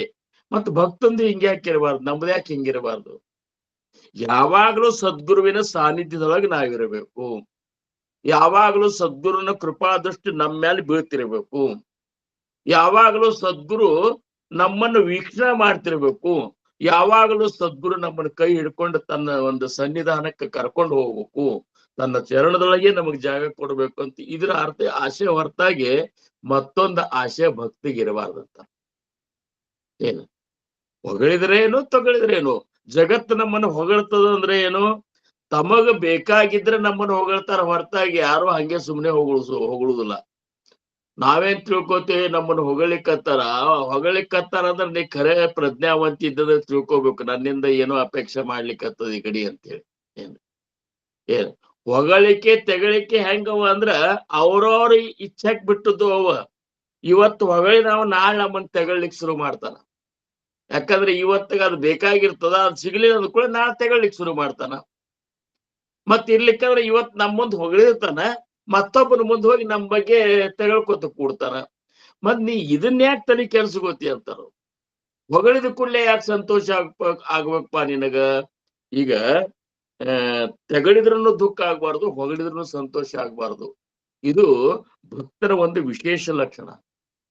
ಒಮ್ಮೆ ಏನಾತಂತ್ರಿ, ಒಬ್ರು ಸನ್ಯಾಸಿಗಳು ಚಲೋ ಏನಪ್ಪಾ ಅಂದ್ರೆ ದೊಡ್ಡ ಸಾಧನ ಮಾಡಿದ್ರು, ಸ್ಥಿತಿನೂ ಬಹಳ ದೊಡ್ಡದಿತ್ತು ಅವ್ರದ್ದು. ಹಿಂಗಾಗಿ ಒಂದ್ 2 ಕಿಲೋಮೀಟರ್ ಮೇಲೆ ಹಳ್ಳಿ ಊರಾಗ ಒಂದ್ ಫಂಕ್ಷನ್ ಇಟ್ಟುಕೊಂಡ ಮಹಾರಾಜರು ಬಂದ ಅವ್ರನ್ನ ಏನಪ್ಪಾ ಅಂದ್ರ ನಾವು ಆಹ್ವಾನ ಮಾಡ್ಕೋಬೇಕು, ಅವ್ರ ಆಶೀರ್ವಾದ ತಗೋಬೇಕು, ಹಿಂಗ ಆಶೀರ್ವಚನ ನಾವು ಇದು ಮಾಡ್ಬೇಕು ಅಂತ ಹೇಳಿ ಇವ್ರಿಗೆ ಆಮಂತ್ರಣ ಕೊಟ್ಟು ಹೋಗಿದ್ರು. ಅವರು ಕೊಟ್ಟು ಹೋದಾಗ ಇವರು ಸನ್ಯಾಸಿಗಳೇನ್ ಮಾಡಿದ್ರು, ಕ್ಯಾಮಿ ಹಾಕಿದ್ರು, ಎಲ್ಲ ತ್ಯಾಗ ಮಾಡಿದವ್ರು. ಅವ್ರು ನಾಳೆ ದಿವ್ಸ ಕಾರ್ಯಕ್ರಮ ಅದಂತೆ ಆ ಹಳ್ಳಿಗೆ ಹೊಂಟ್ರು. ಅವ್ರು ಆ ಹಳ್ಳಿಗೆ ಹೊಂಟ ಕೂಡ್ಲೆ ಒಬ್ಬ ಬೆನ್ ಹತ್ತಿದ್ದವ, ಆ ಊರ ಕೆಟ್ಟ ಸೋಟವ. ಅವ ಇವ್ರನ್ನ ಆ 2 ಕಿಲೋಮೀಟರ್ ಹೋಗೋ ತನಕನು ಹಿಂಗ್ ಶಿಕ್ಷಕಂಗ್ ಬೈಲಿಕ್ಕತ್ತಿವ. ಇಂಥವ್ರಿಂದನೇ ಸಂಸಾರ ಹಾಳಾಗ್ಯದ, ಇಂಥವ್ರ ಬೆನ್ನ ಹತ್ತೆ ಎಲ್ಲಾರ ಸಂಸಾರ ಮೂರಾ ಬಟ್ಟಿ ಮಾಡಿಟ್ಟಾರ ಇವ್ರು. ನಮಗೊಂದು ಕೆಲಸ ಇಲ್ಲ, ಮಂದಿನೂ ಸಹಿತ ಕೆಲಸ ಬಿಡಿಸ್ಲಿಕ್ಕತ್ತಾರ. ಎಲ್ಲಿದೇವ್ರು ಎಲ್ಲಿದಿಂದ್ರು, ಕ್ಯಾಮಿ ಏನ್ ಹಾಕ್ಯಾನ, ಇದ್ನೇನ್ ಮಾಡ್ಯಾನ, ಏನ್ ಬೈ ಅವ್ರು ಸುಮಾರು ಮಂದಿಗೆ ಬಾಯಾಗ ಏನ್ ಸಿಕ್ಕ್ರಿ. ಒಬ್ಬ ಚಲೋ ಮನುಷ್ಯ ಜ್ಞಾನಿ ಸಿಕ್ಕರು ಸಹಿತ ಆ ಮನುಷ್ಯನ್ ತೊಳೆದು ಬಿಡ್ತಾರ ಅವ್ರು. ಹಿಂದೆ ಇವ್ ಬೈಕೋತ ಹೊಂಟಾನ, ಅವ್ರು ಹೊಂಟ ಬಿಟ್ಟಾರ ಹಂಗೆ. 2 ಕಿಲೋಮೀಟರ್ ತನಕ ಬೈದ್ ಇವನ್ ಬಾಯಿನೇ ಬ್ಯಾನ್ ಆಗ್ಲಿಕ್ಕತ್ ಕರ್ತೆ. ಅವ್ರೇನು ಯಾಕೆ ಬೈತಿಪ ಅಂತ ಅನ್ನಲಿಲ್ಲ ಅವ್ರು. ಏನ್ರಿ ಆ ಸನ್ಯಾಸಿಗಳು. ಮುಂದ್ ಊರು ಬಂತು. ಊರ್ ಮುಂದ ಏನಪ್ಪಾ ಅಂದ್ರ ಅಗಸಿ ಬಾಗಲಕ್ಕೆಲ್ಲಾ ಮಂದಿ ಹೆಣ್ಮಕ್ಳು ನೀರಿನ ಕೊಡ, ಆರ್ತಿ ಗೀರ್ತಿ ಎಲ್ಲಾ ತಗೊಂಡು ಬಂದ, ಮಾಲಿ ಗಿಲಿ ತಗೊಂಡು ಬಂದ್ ಇವ್ರನ್ನ ಎದುರುಗೊಳಿಕ್ ನಿಂತು ಬಿಟ್ಟಿದ್ರು. ಇವ್ರು ಹೋದ ಕೂಡಲೇ ಇವ್ರ ಕಾಲಿಗೆ ನೀರ್ ಹಾಕ್ಲಿಕ್ ಬಂದ್ರು. ಇವ್ರ ಸನ್ಯಾಸಿಗಳು ಏನಂದ್ರ, ಅವ್ರು ನನಗೇನ್ ಹಾಕ್ತಿರಿ, ಮೊದಲು ಅವಂಗ ಹಾಕ್ರಿ ಅಂದ್ರ. ಅವ್ರು ಏನ್ ಮೊದಲು ಅವನ್ ಕಾಲ್ ತೊಳಿರಿಪ್ಪ ಅಂತಂದ್ರು. ಇವ್ರಂದ್ರು ಇವನೇನ್ ಕಾಲ್ ತೊಳಿದು, ನಾವು ಇವ್ರನ್ನ ಆಮಂತ್ರಣ ಕೊಟ್ಟೆವು, ಇನ್ನು ಗುರುಗಳು ಹೇಳ್ತಾರಂದ್ರೆ ಹೆಂಗ್ ಬಿಡುದು ಅಂತೇಳಿ ಇವ್ರ ಕಾಲು ತೊಳೆದ್ರು, ಅವ್ರ ಕಾಲು ತೊಳೆದ್ರು. ಮುಂದ್ ಪೂಜಾ ಮಾಡಿದ್ರು, ಮಾಲೆ ಹಾಕ್ಲಿಕ್ ಬಂದ್ರು. ನನಗೇನ್ ಹಾಕ್ತಿರೋ ಮರೆ, ಮೊದಲು ಅವಂಗ ಹಾಕ್ರಿ ಅಂತಂದ್ರು. ಮಂದಿ ಗಾಬರಿ, ಇವ್ ಯಾರ ಹೇಳ್ಬೇಕು, ಗುರುಗಳೇ ಹಿಂಗ್ ಹೇಳಿಕತ್ತಾರಂದ್ರ ಇವನು ದೊಡ್ಡ ಇರ್ಬೇಕು. ಇವ್ ನೋಡಿದ್ರೆ ಸೋಟಕತೆ ಅನಸ್ತಾನ. ಇವ್ರ ಗುರುಗಳು ಹೇಳ್ತಾರಂದ್ರೆ ಏನ್ ಮಾಡೋದು. ಹಾಕಿದ್ರು. ಇವ್ ಆರತಿ ಮಾಡೋ ಹೊತ್ನಾಗ ಇವ್ರಿಗೆ ಆರತಿ ಮಾಡ್ಲಿಕ್ಕೆ ಬಂದ್ಕೊಳ, ಮೊದಲು ಅವಾಗ ಆರತಿ ಮಾಡ್ರಿ, ಆಮೇಲೆ ನನಗೆ ಮಾಡಾಕಂತ್ರಿ ಅಥವಾ ಬಿಡಾಕಂತ್ರಿ, ಮೊದಲು ಅವಾಗ ಮಾಡ್ರಿಪ್ಪ ಅಂತಂದ್ರು. ಮತ್ ಗುರುಗಳು ಹೇಳ್ತಾರಂತ ಎಲ್ಲಾ ಹೆಣ್ಮಕ್ಳು ಹೋಗಿ ಅವಂಗ ಆರತಿ ಮಾಡ್ಲಿಕ್ಕತ್ರು. ಕರ್ಕೊಂಡು ಹೋಗಿ ಗುರುಗಳಿಗೆ ಒಂದು ಇಳ್ಕೊಳಿಕ್ ಒಂದು ಕೋಲಿ ಇದು ಮಾಡಿದ್ರು ವ್ಯವಸ್ಥೆ. ಎಲ್ಲ ಪಲ್ಲಂಗ್ ಎಲ್ಲ ಸಜ್ಜು ಮಾಡಿದ್ರು. ಗುರುಗಳ ಇವತ್ ನಿಮ್ದು ಇಲ್ಲೇ ನಿಮ್ಗೆಲ್ಲ ವ್ಯವಸ್ಥೆ ಮಾಡಿದ್ರು. ಹೌದಪ್ಪ, ನಂದು ವ್ಯವಸ್ಥೆ ಆತು, ಅವನ ವ್ಯವಸ್ಥೆ ಏನ್ ಮಾಡ್ರಿ ಅಂತ ಕೇಳಿದ್ರು ಅವ್ರು. ಏನ್ ಈಗ ನಾನು ಹಿಂದಿಂದ ಬಂದಾನ, ಅವನ ವ್ಯವಸ್ಥೆ ಏನ್ ಮಾಡ್ರಿ ಅಂದ್ರು. ಅವನ್ದೇನ್ ಮಾಡುದ್ರಿ ನಿಮ್ಗೆ ಇದು, ಅವ್ರನ್ನ ಏನ್ರ ಮಾಡ್ತಿ, ಏನ್ ಬೇಡ, ನನಗ್ ಏನ್ ಮಾಡಿದ್ರ ಹಂಗ ಅವನಿಗೂ ಎಲ್ಲಾ ವ್ಯವಸ್ಥೆ ಮಾಡ್ರಪ್ಪ. ಈ ಮನುಷ್ಯ ಹಿಂಗಂದ ವಿಚಾರ ಮಾಡ್ಲಿಕ್ಕತ್ತ 2 ಕಿಲೋಮೀಟರ್ ಬೈಬಾರ್ದು ಎಲ್ಲಾ ಬೈಕೋತ ಬಂದಿನಿ ಸ್ವಾಮಿಗೆ.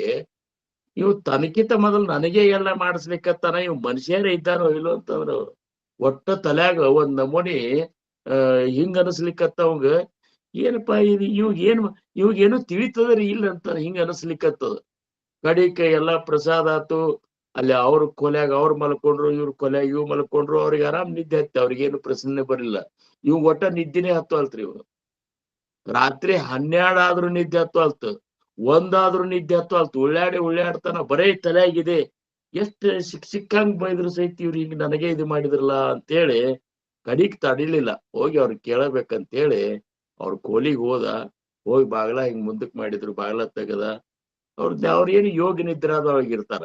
ನಮಗತ್ತೆ ಗೊರ್ರ ಅಂತೇಳಿ ಗೊರಕೆ ಹೊಡಿದಿಲ್ಲ. ಅವ್ರು ಜ್ಞಾನಿಗಳೇನ್ ಇರ್ತಾರಲ್ಲ, ಸಾಧಕರ ಅವ್ರ ಹೆಂಗಂದ್ರ ಅಷ್ಟು ಸೂಕ್ಷ್ಮ ಯೋಗ ನಿದ್ರಾ ಅಂತಾರ ಅದಕ್ಕೆ. ಏನ್ರಿ ಆ ನಿದ್ರಾದೊಳಗಿದ್ರು ಬಾಗ್ಲಿಂಗ್ ಸರ್ಸಿದ ಕೂಡಲೇ ಎಚ್ಚರ ಕಣ್ ತೆಗದ್ರು, ಬಾರಪ್ಪ ಯಾಕೆ ಬಂದಿ ನಿತ್ಯ ತೊಲ್ತಾನೋ ಅಂತಂದ್ರು. ಎಲ್ಲಿ ನಿದ್ರಿ ಅಂತಂದವ. ಎಲ್ಲಿ ನಿದ್ರಿ ಅಂತ, ಯಾಕೋ ಏನಾಗ್ಯದ, ಏನು ಚಿಕ್ಕಾಡ್ ಕಡ್ಲಿಕ್ಕತ್ತೋ ಮಚ್ಚರ್ ಕಡ್ಲಿಕ್ಕತ್ತೋ, ಏನ್ ತೊಂದ್ರೆ ಆಗ್ಯದ ನಿನಗೆ, ಯಾಕೆ ಮಲ್ಕೋಲ್ಲ ಅದು?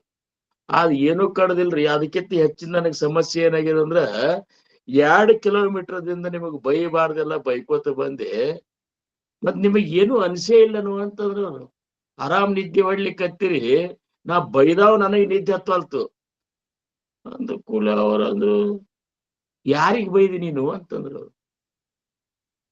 ಸನ್ಯಾಸಿಗಳು ಯಾರಿಗ್ ಬೈದಿ ನೀನು? ನಿಮಗೆ ಬೈದನ್ರಿ ಅಂತಂದ್ರು.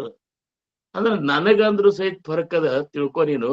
ಈ ಶರೀರಕ್ ಬೈದು, ಒಳಗಿರುವಂತ ಆತ್ಮಕ್ ಬೈದು ಅಂತ ಕೇಳಿದ್ರು.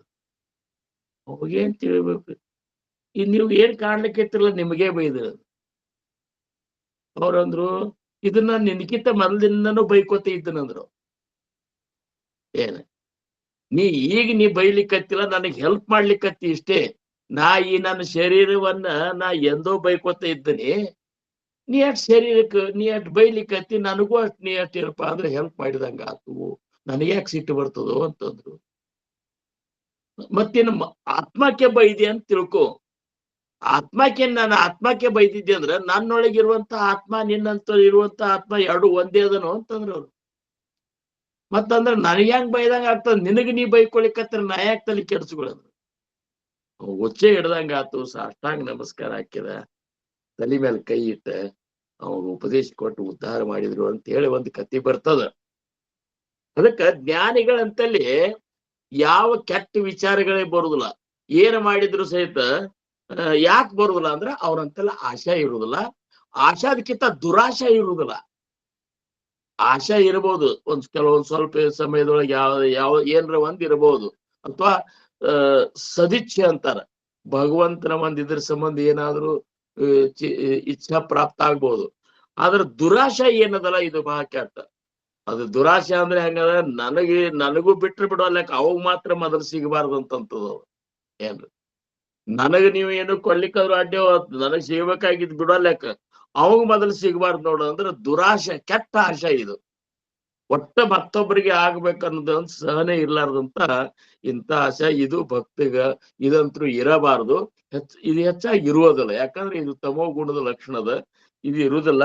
ಆಶಾನು ಇರುವುದಿಲ್ಲ ಅಂತೇಳಿ ಅವ್ರಿಗೆ ಏನಾಗ್ತದ, ಅವ್ರು ಹೆಂಗಿರ್ತಾರಂದ್ರ, ಬ್ರಹ್ಮಚೈತನ್ಯ ಮಹಾರಾಜರು ಒಂದ್ ಮರಾಠಿ ಒಳಗ ಒಂದ್ ಮಣ್ಣ ಅದ, ಏನದ ಅಂದ್ರ ಅಸ್ಲೇತರ ಅಸುದೆ ಅಂತ.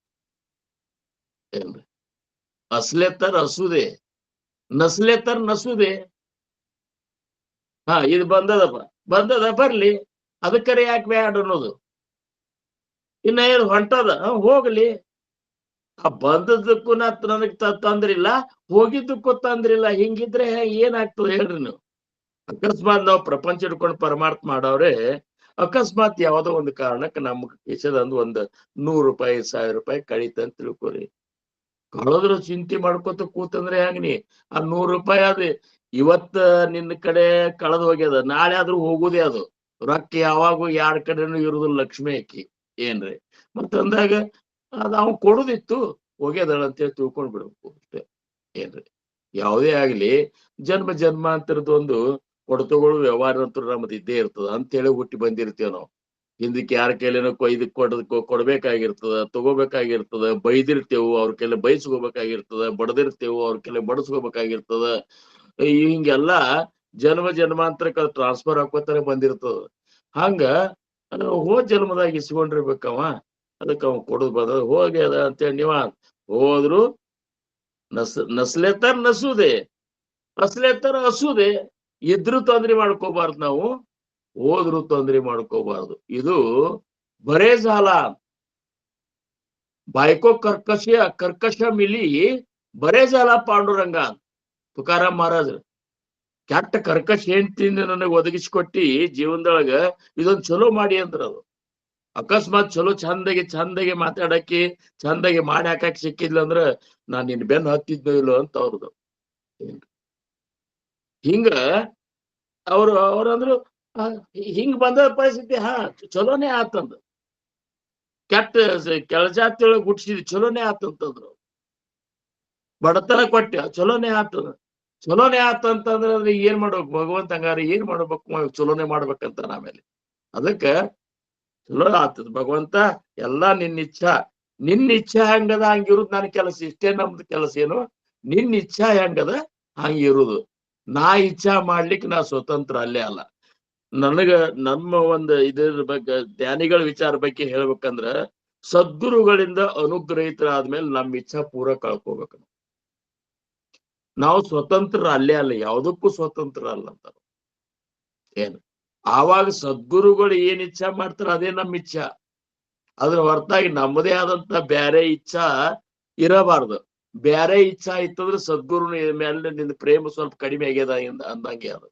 ಅದಕ್ಕ ಮತ್ತೊಂದು ಏನೋ ಅಪೇಕ್ಷೆ ಮಾಡಬಾರ್ದು. ಕೇವಲ ಸದ್ಗುರುನಾಥನ ಒಂದು ಕೃಪಾ, ಸದ್ಗುರುವಿನ ಸ್ವರೂಪ ಸಾಕ್ಷಾತ್ಕಾರ ಇದು ನಮಗ ಆಗ್ಬೇಕಂತೇಳಿ ಶಿಷ್ಯ ಕೇಳ್ಬೇಕು ಅಂತಂತಾರ. ಇರ್ಲಿ, ಈ ಇದ್ರಾಗ ಅದಕ್ಕ ಅಂದ್ರೇನು ಆಶಾ ದುರಾಶಾ ಇರ್ಲಿಲ್ಲ ಅಂತಂದ್ರ ದ್ವೇಷ, ಅಸೂಯೆ, ತಿರಸ್ಕಾರ ಇವು ಯಾವು ಅವಗುಣಗಳು ನಮ್ಮಂತಲ್ಲಿ ಬರುದಿಲ್ಲ. ಇವತ್ತು ಅಕಸ್ಮಾತ್ ಸಂತ ಇದ್ದಾನಪ್ಪ, ಭಯಂಕರ ನಮ್ ಜೋಡಿ ಇದ್ದಾವ ಖರೆ, ಆದ್ರೂ ಒಟ್ಟ ಸೇರಿಕಿಲ್ಲವ. ಎಲ್ಲರ ಮೇಲೆ ದ್ವೇಷ ಮಾಡುದು, ತಿರಸ್ಕಾರ, ಅಹಂಕಾರ ಇಂಥ ಕೆಟ್ಟ ಗುಣಗಳು ಅವನಂತಲ್ಲಿ ಅವ ಅಂದ್ರೆ ಏನು? ಅವ ಸರಿಯಾಗಿ ಮಾರ್ಗದೊಳಗೆ ಹೊಂಟಿಲ್ಲ ಅಂತ. ಅವ ಸದ್ಗುರುವಿಗೆ ಹೌದನ್ನುವಂತ ಶಿಷ್ಯತ್ವನಂತಲ್ಲಿ ಪ್ರಾಪ್ತ ಆಗಿಲ್ಲ ಅಂತ ನಾವು ತಿಳ್ಕೋಬೇಕು. ಇನ್ನ ಶ್ಲೋಕದ ಉತ್ತರಾರ್ಧ ಋಣಿದೇವ ಭಕ್ತಿ ಭಾವೇ ಜಯಾಚ ಅಂತ. ಋಣಿದೇವ ಹಾ ಭಕ್ತಿ ಭಾವೇ ಜಯಾಚ ಜಗಿ ಧನ್ಯತೋ ದಾಸ ಸರ್ವೋತ್ತಮಾಚ. ಇಷ್ಟೋ ತನಕ ಹೇಳಿದ ಗುಣಗಳು ಅಂದ್ರೇನು? ನಸೆ ಮಾನಸಿ ನಷ್ಟ ಆಶಾ ದುರಾಶಾ ಈ ಗುಣಗಳಿದ್ದಾರು. ವಸೆ ಅಂತರಿ ಪ್ರೇಮ ಪಾಶ ಪಿಪಾಸ ಇದನ್ನ ಬಿಟ್ಟೇವ್ ನಾವು. ಅವ್ ಹೆಂಗಿರ್ತಾನಂದ್ರ ಅಂತರಂಗದೊಳಗೆ ಇಷ್ಟೊಂದು ಸದ್ಗುರುಗಳ ಮೇಲೆ ಪ್ರೇಮ ಇರ್ತಲ್ಲ, ಆ ಪ್ರೇಮದ ಬಂಧನದೊಳಗ ಗುರುವಿನನ್ನ ಬಂಧನದೊಳಗೆ ಹಾಕೊಂಡ್ ಬಿಟ್ಟಿರ್ತಾನಂತ. ಏನ್ರಿ? ಧರುಣಿ ಕೇಶವ ಆಣಾಭಾವ ಬಳೆ. ತುಕಾರಾಮ್ ಮಹಾರಾಜರು ಬಾರಾಭಂಗದೊಳಗ ಅಂತಾರ, ಪಾಪಿ ಆಮ್ಯಾಗ ಕಳೆ ಕಾಣಿಕೆ ಇಲ್ಲ. ಇದು ಇವ್ರಿಗೆ ತಿಳಿ ಮಾತಲ್ಲ. ಭಗವಂತನ ಹೆಂಗ ನಾವ್ ತಗೋಬೇಕಂದ್ರ ಭಗವಂತನ ಪ್ರೇಮದೊಳಗೆ ಬಂಧಿಸ್ಬಿಡ್ಬೇಕು ನಾವು. ಏನ್ರಿ? ಪ್ರೇಮದೊಳಗ ನಾವು ಬಂಧಿಸಿರ್ಬೇಕು. ಹೆಂಗಂದ್ರ ಜನಾಬಾಯಿ ಪಾಂಡುರಂಗನ ಮೇಲೆ ಪ್ರೇಮದಿಂದ ಇಷ್ಟೊಂದು ಬಂಧಿಸ್ಬಿಟ್ಟಿದ್ಲಲ್ಲ, ಅವ ಸ್ವಲ್ಪ ಬರುದ್ ಲೇಟ್ ಆದ್ರು ಎಂದೂ ಅವ್ ಚಂದಗೆ ವಿಠಲ ಅಂತ ಸಹಿತ ಕರಿತಿದ್ದಿಲ್ಲ. ಇಟ್ಯಾ ಅಂತೇಳ ನಡಿಯಲ್ಲಿ ಹೆಂಡಿ ತರ್ಲಿಕ್ಕೆ ಹೋಗು ನಡಿ ಅಂತ ಕರ್ಕೊಂಡು ಹೋಗಾಕಿ. ನಾ ಹೆಂಡಿ ಹಿಡಿಲ ಪಿತಾಂಬರ ಹುಟ್ಟಿನ ಜನ ಅಂತಾನ. ಪತಾಂಬರಿಗೆ ನಡಿಯಲ್ಲಿ ನಾ ಏನ್ ಮಾಡ್ಲಿ, ನಾ ಒಬ್ಬಾಕಿನೇ ತರ್ಲೇನ? ಇಷ್ಟು ಸತಾ ಮಾಡಿ ಪಾಂಡುರಂಗ ಜೋಡಿ ಮಾತಾಡಿ ಇದು ತರ್ಲಿಕ್ಕೆ ಹುಲ್ಲು ತರ್ಲಿಕ್ಕೆ ಹೋದ್ರ ಹೋಗಿ ಹುಲ್ಲೆಲ್ಲ ಇಬ್ರು ಕಿತ್ತವ್ರು.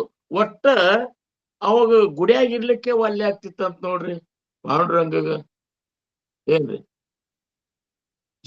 ಈಕಿಗೆ ರುಕ್ಮಿಣಿಗೆ ಇದೊಂದು ನಮೂನಿನ ತಲೆ ಕೆಟ್ಟಂಗಾಗೈತಿ. ಏನಪ್ಪಾ ಇವ್ರು ಇರುವುದಿಲ್ಲ ಇಲ್ಲೇ, ಅಕ್ಕಿ ಬೇನ್ ಹತ್ತದ ಹುಡುಗ, ಅಕ್ಕಿ ಬೀಸ್ಲಿಕ್ಕೆ ಹತ್ಕೊಳ್ಳಿ ತಾವ್ ಬೀಸ್ಕೊತ ಕೊಡೋರ.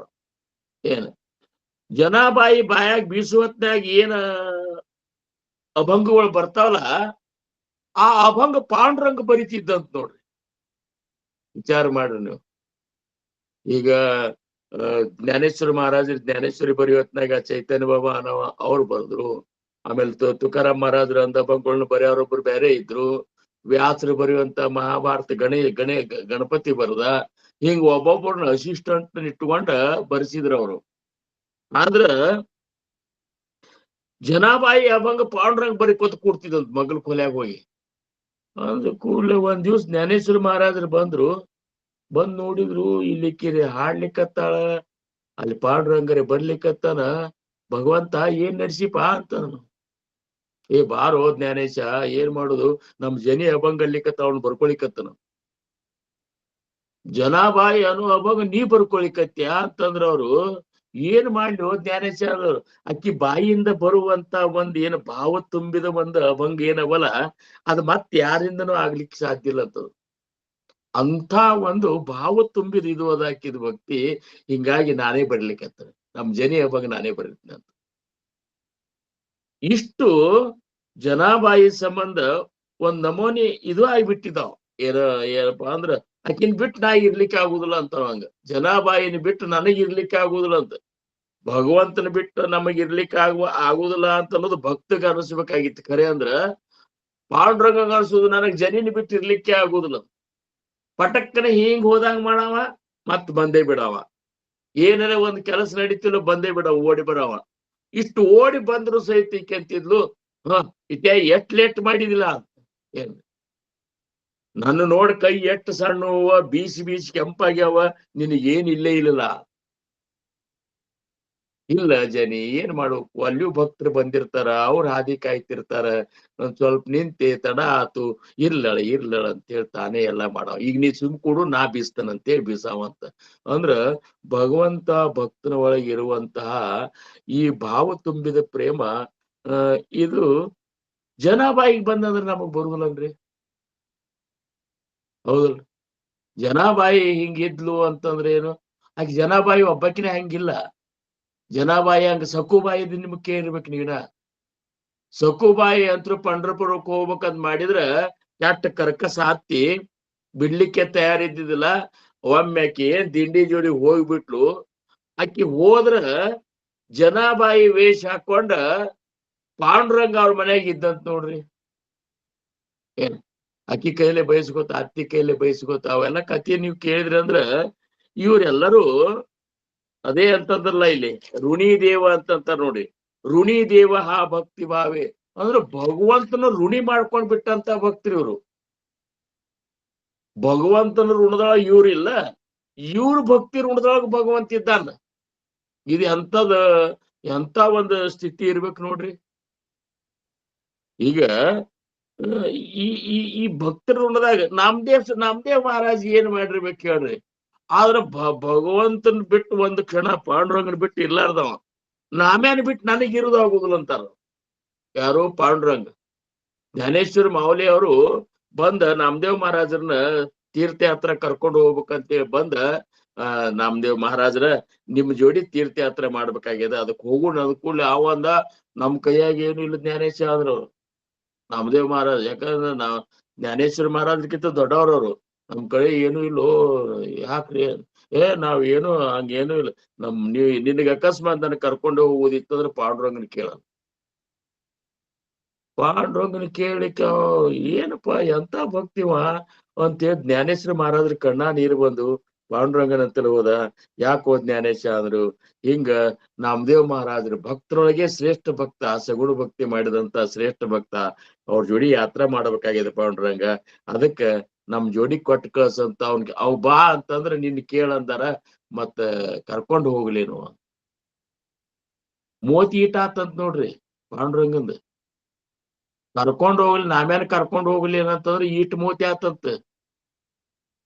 ಯಾಕಪ್ಪಾ ಅಂತಂದ್ರು, ಇಲ್ಲೋ ಜ್ಞಾನೇಶ, ಅವ್ ಬಿಡೋಲ್ಯಾಕ ನನಗೆ ಆ ನಾಮ್ಯಾನ ಬಿಟ್ಟಿರೋದು ಆಗುದಿಲ್ಲ. ಇಷ್ಟು ದಿವ್ಸ ನಾ ಹೆಂಗ್ ಬಿಟ್ಟಿರ್ಲಿ, ನೀ ಕನಿಷ್ಠ ಅಂದ್ರೆ ಇಷ್ಟು ಟೈಮ್ ನಾ ಹೆಂಗ್ ಬಿಟ್ಟಿರ್ಲಿ ಏನ್? ಆದ್ರೂ ನೀನು ಜ್ಞಾನದ ಈಶ, ನಿನ್ನಂತ ಮುಂದೆ ನಿನ್ನ ಇಚ್ಛಾಕ್ ನಾ ಇಲ್ಲಲಿಕ್ ಬರುದಿಲ್ಲ. ನಿನಗ್ ಜವಾಬ್ದಾರಿ ಒಪ್ಸಿದ್ರಿ, ಜ್ವಾಕಿಲೆ ಕರ್ಕೊಂಡು ಬರ್ಬೇಕಂತ. ಜ್ವಾಕ್ಲೆ ಮತ್ ನನ್ನ ಅಂತೇಳಿ ಕರ್ಕೊಂಡು ಬರ್ಬೇಕು ಅಂತೇಳಿ ಕೊಟ್ಟು ಕಳ್ಸಿದಂತ ಅಲ್ವಲ್ತ. ಏನ್ ಭಕ್ತ ಮತ್ತೆ ಇದು ಎಷ್ಟು ಋಣಿ ಮಾಡ್ಕೋದು ನೀವು? ಈ ಋಣಿಯಾದ ಭಕ್ತರ ಬಗ್ಗೆ ನಾನು ಹೇಳ್ಬೇಕಂದ್ರ, ಹನುಮಂತಂದೇ ಒಂದ್ ಕತೆ ಬರ್ತದ.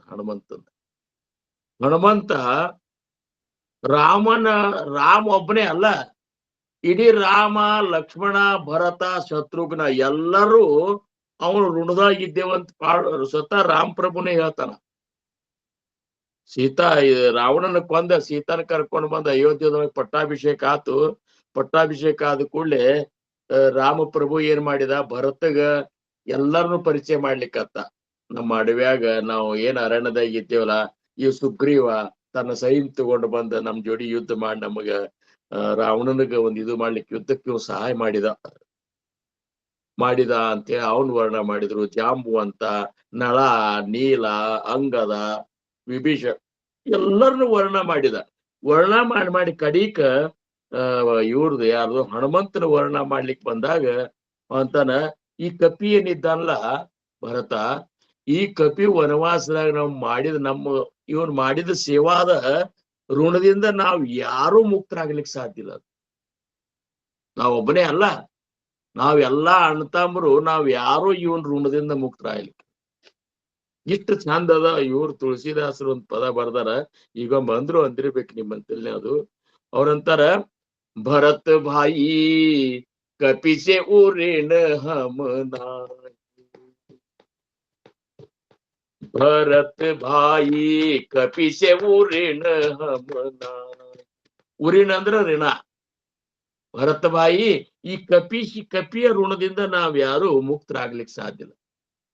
ಸಂಯೋಜನ ಮರ್ಯಾದ ಸಮುದ್ರ ಕೋ ये कूद गयो मन माई, लंका जारिसिया सुदिलायो पर गर्व नहीं मन माई, कपिसे ಊರಿನ ಹಮನಾಯಿ. ಭರತ್ ಭಾಯಿ ಕಪಿಸೆ ಊರಿನ ಹಮನಾ. ನೋಡ್ರಿ, ಸ್ವತಃ ರಾಮಪ್ರಭುನೇ ಈ ರೀತಿ ವರ್ಣ ಮಾಡೋಕಾತಂದ್ರ ಅವ್ರ ಋಣದಿಂದ ನಾವು ಮುಕ್ತರಾಗ್ಲಿಕ್ಕೆ ಸಾಧ್ಯ ಇಲ್ಲ ಅಂತ ಹೇಳ್ಬೇಕಾತಂದ್ರ ಎಂತ ಭಕ್ತಿ ಮಾಡಿರ್ಬೇಕು ನೋಡ್ರಿ ನೀವು, ಎಂತ ಭಕ್ತಿ ಮಾಡಿರ್ಬೇಕು. ಒಂದ್ ದಿವ್ಸ ರಾಮಪ್ರಭು ದೊಡ್ಡ ಡೈರಿ ತಗೊಂಡು ಬರ್ಕೋತ ಕೂತಿದ್ದಂತ್ರಿ. ಹನುಮಂತ್ ನೋಡಿದ, ಏನ್ ಬರ್ಲಿಕ್ಕತ್ತಾನ ರಾಮಪ್ರಭು ಇದನ್ನ ಡೈರಿ ಒಳಗ ಅಂತ ಹೇಳಿ ನೋಡ್ಕೋತ ಕೂತಿದ್ದ. ಆ ಡೈರಿ ಇಟ್ಟು ಸ್ವಲ್ಪ ಏನೋ ಕೆಲಸ ಆಯ್ತು, ಆ ಕಡೆ ಹೋದ ರಾಮ. ಹೋಗಿ ಬಂದ ಡೈರಿ ನೋಡಿದ. ಡೈರಿ ಒಳಗ ಎಲ್ಲಾ ಹೆಸರಿದ್ದು, ಖರೆ ಹನುಮಂತನ ಹೆಸರೇ ಇದ್ದಿದ್ದಿಲ್ಲ. ಹನುಮಂತ ಅಂದ, ಎಲ್ಲಾರ ಹೆಸರವ ನಂದ್ಯಾಕಿಲ್ಲ ಅನ್ನೋದಕ್ಕ ರಾಮ್ ಬಂದ, ಇದ್ ಏನ್ ಮಾಡ್ಲಿಕ್ಕತ್ತಿ ರಾಮದೇವ್ರು ರಾಮ ಅಂತಂದ ಕೂಡ್ಲೆ, ಇಲ್ಲೋ ನನ್ನ ಭಕ್ತರು ಎಲ್ಲಾ ಹೆಸರು ಬರ್ಲಿಕ್ಕತ್ತ. ನಾನು ಒಂದ್ ನಿನ್ನ ಭಕ್ತರು ಹೆಸರು ಬರೋದಕ್ಕ ನನ್ನ ಹೆಸರೇ ಇಲ್ಲ ಅಂತಂದ ಹನುಮಂತ. ನಿನ್ನ ಭಕ್ತರ ಹೆಸರೆಲ್ಲ ಡೈರಿಯಾಗಿ ಬರ್ಲಿಕ್ಕತ್ತಿ, ಮತ್ ಇದ್ರಾಗ ನನ್ನ ಹೆಸರೇ ಇಲ್ಲಂದ್ರೆ ನಾನು ನಿನ್ನ ಭಕ್ತ ಅಲ್ಲನು ಅಂತ ಕೇಳಿದಂತ. ಅಂದ ಕೂಡ್ಲೆ, ಇದು ನನ್ನ ಭಕ್ತರ ಹೆಸರು ಬರ್ದದ್ದು ಡೈರಿಯೋ ಅಂದಂತವ್ರು ರಾಮ. ಇದು ನನ್ನನ್ನು ಭಕ್ತಿ ಮಾಡುವಂತ ಭಕ್ತರ ಹೆಸರು ಬರ್ದದ್ದು. ಇನ್ನ ಒಂದು ಡೈರಿ ಅದ, ಬ್ಯಾರೆ ಡೈರಿ ಒಳಗೆ ನಿನ್ನ ಹೆಸರು ಅದ. ಅದ್ಯಾವ ಡೈರಿ ಅಂದ್ಕೂಡ್ಲೆ, ನಾ ಯಾರ ಭಕ್ತಿ ಮಾಡ್ತಾನ ಅವ್ರ ಹೆಸರದ.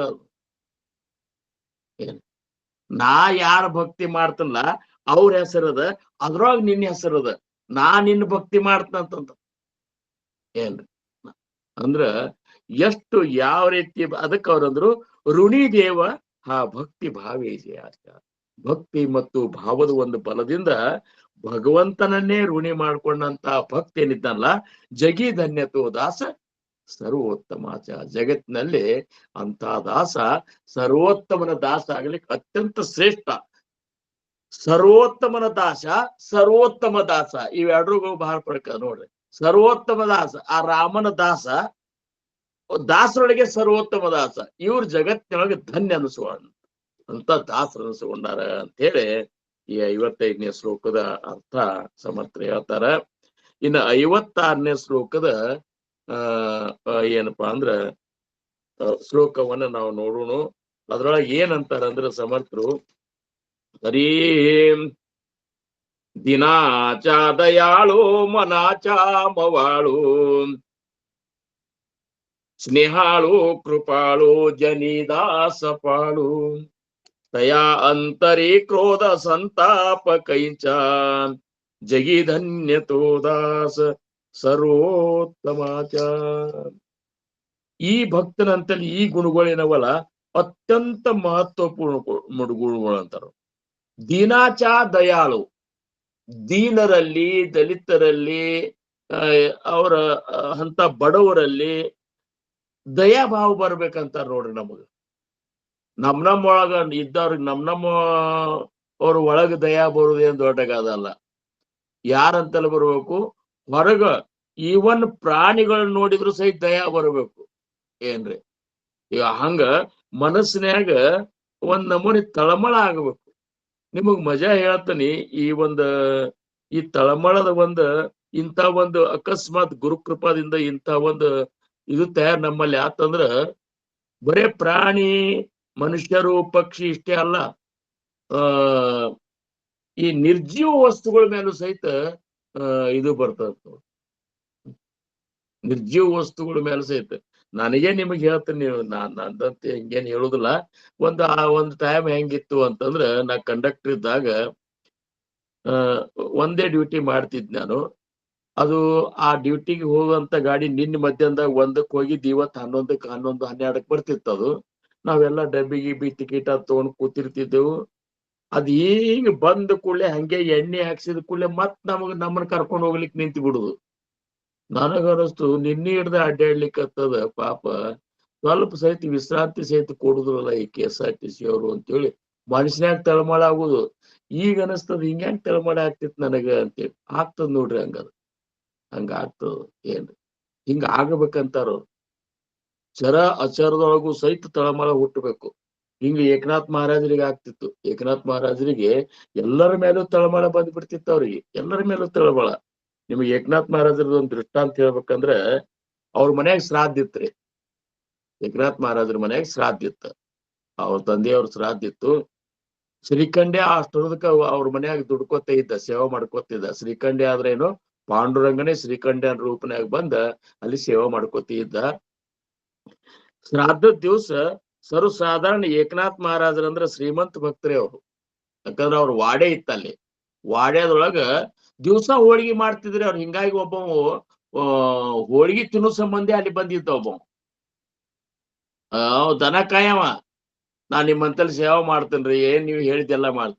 ಹೌದಪ್ಪ, ನಿನಗೆ ಏನ್ ಕೊಡು, ಏನು ಬೇಡ, ನಮ್ಗೆ ದಿವ್ಸ ಹೋಳಿಗೆ ಮಾಡಿ ಹಾಕಿರೋದ. ಅವನ ಸಂಬಂಧ ಹೋಳಿಗೆ ಮಾಡಿ ಹಾಕ್ತಿದ್ರಿ ಇವ್ರು, ಏಕನಾಥ್ ಮಹಾರಾಜರ ಮನೆಯವರು. ಹೋಳಿಗೆ ಮಾಡಿ ಹಾಕಿದ ಕೂಡ ಅವ್ ಕಡಿಕ್ ಏನಂತಿದ್ರು, ಅವ್ರ ಹೆಸರು ಪೂರಣ್ ಪುಳೆ ಅಂತ. ಅವನ ಹೆಸರು ಪೂರಣ್ ಪುಳೆನ ಅಂತ ಇಟ್ಬಿಟ್ರು. ಕಡಿಕ ರಾಮಾಯಣ ಬರ್ಲಿಕ್ಕತ್ತಿದ್ರು ಏಕನಾಥ್ ಮಹಾರಾಜರು. 4 ಸ್ಕಂದ್ ಮುಗಿದಿತ್ತು, ಇನ್ನೊಂದು ಸ್ಕಂದ್ ಉಳಿದಿತ್ತು. ಅವಾಗ ಅವ್ರಿಗ ನಿರ್ಯಾಣ ತಗೋ ಸಮಯ ಬಂತು. ಅವ್ರು ಹೇಳಿದ್ರು ಭಕ್ತರಿಗೆ, ನಾ ಈ ನಿರ್ಯಾಣ ತಗೋತೇನೆ, ಮತ್ ರಾಮಾಯಣ ಅರ್ಧ ಕುಳಿತಲ್ರಿ, ಮತ್ ಹೆಂಗ್ರಿ ಅಂದ ಕೂಳೆ ಇದನ್ನ ಮುಗಿಸೋದ್ ಹೆಂಗ್ರಿ ಅಂದ ಕೂಳೆ ಅವ್ರ ಮಗ ಪಂಡಿತ್ ಇದ್ದಲ್ಲ, ಅವ್ನ ಕೈಲೇ ಮುಗಿಸೋಣ. ಅವೇನ್ ಬರಿತಾನಂದ್ರ ಅವ್ರು ನೋಡ್ರಿ. ಏಕನಾಥ್ ಮಹಾರಾಜರು ಶಿಷ್ಯರಂದ್ರು, ಪಂಡಿತ್ ಅವ್ರ ಕೈಲಿ ಬರ್ಸೋಣ ಹೇಳ್ರಿ, ಅದ್ ರಗಡ್ ಶಾಣೆ ಇರ್ತಾರ, ಅವೇನ್ ಬರಿತಾನ. ಮತ್ ಯಾರು ಬರಿಬೇಕ್ರಿ, ಮತ್ ನೀವ್ ಹೋದ್ಮೇಲೆ ನಮ್ ಪುರಾಣ್ ಪುಳೆ ಇದ್ದಲ್ಲ, ಆ ಪುರಾಣ್ ಪುಳೆನ ಕೈಲಿ ಬರ್ಸ್ರಿ ಅಂತಂದ್ರು. ಪುರಾಣ್ ಪುಳೆ ನೀ ಬರಿಯೋದ್ನ ಅಂತಂದ್ರು. ಮಹಾರಾಜರು ಅಂತಂದ್ರು. ಯಾಕಂದ್ರ ಅನ್ನೋದು ಬಿಟ್ಟು ಮತ್ತೊಂದು ಏನು ಬರ್ಲಿಲ್ಲ ಅಂದ್ರ ಅವನಂತ ಜ್ಞಾನಿನೇ ಯಾವ್ದು ಅಲ್ಲ.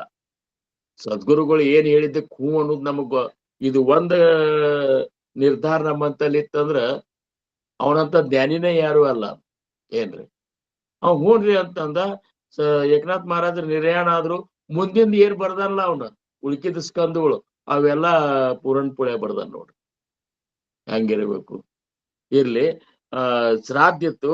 ಶ್ರಾದ್ದದ ದಿವಸ ಏನ್ ಮಾಡಿದ್ರು, ಲಘುನೆ ಎಲ್ಲಾ ಅವ್ರ ಮನೆಯವ್ರ ಅಂದ್ರೆ ಏನ್ ದೇವಿ ಇದ್ದಂಗ ಎಲ್ಲಾ ಇದು ಮಾಡಿ ಸ್ವಚ್ಛ ಮಾಡಿಸಿ, ಇವನು ಶ್ರೀಕಂಠನು ಎಲ್ಲಾ ಕಸ ಗಿಸ ಹುಡುಗಿ ಮನಿ ತೊಳೆದ್ ಎಲ್ಲಾ ಮಾಡಿ ಅಡಿಗೆ ಗಿಡಿಗೆ ಮಾಡಿಬಿಟ್ಟಿದ್ರು. ಅವಾಗ ಏನ್ ಮಾಡ್ತಿದ್ರು, ಹಳ್ಳಿ ಒಳಗ ಈ ದಲಿತರು ಬಂದ್ ಕಸ ಹುಡುಕ್ತಿದ್ರು ಅಲ್ಲಿ. ಅವಾಗ ಹಳ್ಳಿ ಇವ್ರ ಮಂದಿ, ಬಡವ್ರ ಮಂದಿ ಬಂದು ಹುಡಿತಿದ್ರು.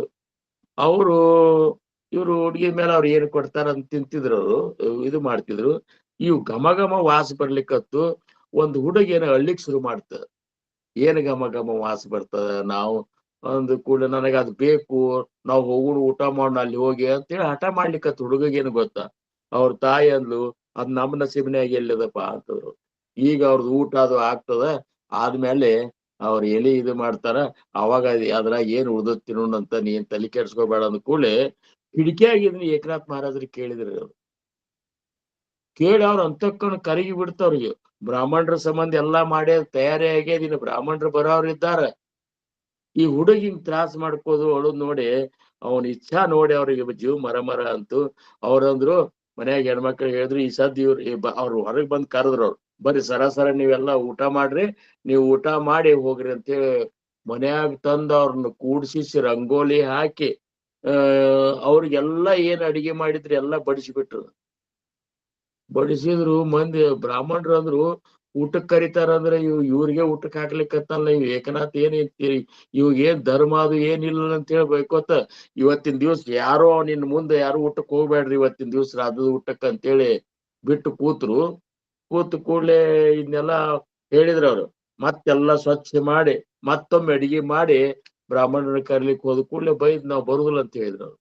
ಬರುದಿಲ್ಲ ಅಂದ್ ಕೂಡಿ ಚಿಂತೆ ಆಯ್ತು ಏಕನಾಥ್ ಮಹಾರಾಜರಿಗೆ ಹೆಂಗ್ ಮಾಡ್ಬೇಕಿನ್ನ ಬ್ರಾಹ್ಮಣರು ಬರುದಿಲ್ಲ ಅಂತಾರಲ್ಲ ಮತ್ತ ಶ್ರಾದ್ದ ಹೆಂಗ್ ಪೂರ್ತಿ ಆಗ್ತದ ಕೂಡ್ಲೆ ಏಕನಾಥ್ ಇವ್ ಶ್ರೀಕಂಠೆ ಅಂದ ಅದಕ್ಕೆ ಕಾಳಜಿ ಮಾಡ್ತಿರೋದು ರಗಡ ಇದು ಅದ ಮ್ಯಾಲ್ ಪಿತೃ ಆಗಮನ ಅಂತೇಳಿ ಮಂತ್ರ ಅಂದ್ಬಿಡ್ರಿ ನೀವು ಅಂತಂದ್ರು. ಇವ್ರು ಕೈ ಮುಗದ ಅಂದ ಕೂಡ್ಲೆ ಅವ್ರು ಯಾರ್ಯಾರು ಬ್ರಾಹ್ಮಣರಿದ್ರಲ್ಲ ಅವ್ರ ಅಪ್ಪುಗಳು ಅವ್ರ ಮುತ್ಯಗಳು ಅವ್ರೆಲ್ಲರೂ ಬಂದ ಎಲಿ ಮೇಲೆ ಬಂದು ಕೂತ್ ಬಿಟ್ರು. ಶಿಸ್ತು ಊಟ ನಡೆದ್ ಬಿಡ್ತು. ಬ್ರಾಹ್ಮಣರು ಅಂದ್ರು ಊಟ ನಡೀತಿಲ್ಲ ಯಾರು ಬಂದಾರ ಅಂತ ಬಂದ್ ನೋಡ್ತಾರ ಅವ್ರ ಅಪ್ಪ ಮುತ್ಯಗಳು ಅವರೇ ಕೂತಾರ. ಬಂದ್ ಸಾಷ್ಟಾಂಗ ನಮಸ್ಕಾರ ಹಾಕಿದ್ರಂತ. ಅಂದ್ರೆ ಭೂತದಯ ಅನ್ನುವಂಥದ್ದು ಹೆಂಗದ ಅಂದ್ರೆ ಇದು ಬಹಳ ಮುಖ್ಯದ. ತುಕಾರಾಮ್ ಮಹಾರಾಜರು ಅಂತಾರ ಬಾರಾಬಗನಾಗ ಭೂತದಯ ಟೇವ ಮಗ ಕಾಯುವನ ಪ್ರಥಮ ಸಾಧನ ಏತಿ ಆಸೆ. ಎಲ್ಲಾ ಭೂತ ಮಾತ್ರದಲ್ಲಿ ದಯ ಇರ್ಬೇಕಂತಂದ್ರು. ಹಿಂಗೆ ನದಿಗೆ ಹೋದಾಗ ಆ ದಲಿತ ಮಂದಿ ಹುಡುಗ ಅವ್ರವ್ ಬಿಟ್ಟು ಹೋಗ್ಬಿಟ್ಟಿದ್ಲು. ಬ್ಯಾಸ್ಗ್ಯಾಗ ಉಸುಕನ್ಯಾಗ ಕೂತಿತ್ತು, ಹಳ್ಳಿ ಕತ್ತಿತ್ತು.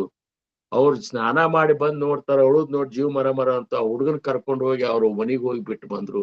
ಹಿಂಗೆಲ್ಲಾ ಏಕನಾಥ್ ಮಹಾರಾಜರು ನಾವು ಚರಿತ್ರೆ ನೋಡ್ಲಿಕ್ಕತ್ತೇವಂದ್ರ ಅವರಂತ ದಯಾಳು. ಅದಕ್ಕ ಇಲ್ಲಿ ಏನ್ ಹೇಳ್ತಾರಲ್ಲ, ದೀನಾಚ ದಯಾಳು ಮನಾಚ ಮವಾಳು, ಮನಸ್ಸಿನಿಂದ ಮಾವಾಳು ಮನಸ್ಸು ಅವ್ರದ್ದು ಇರಬೇಕು.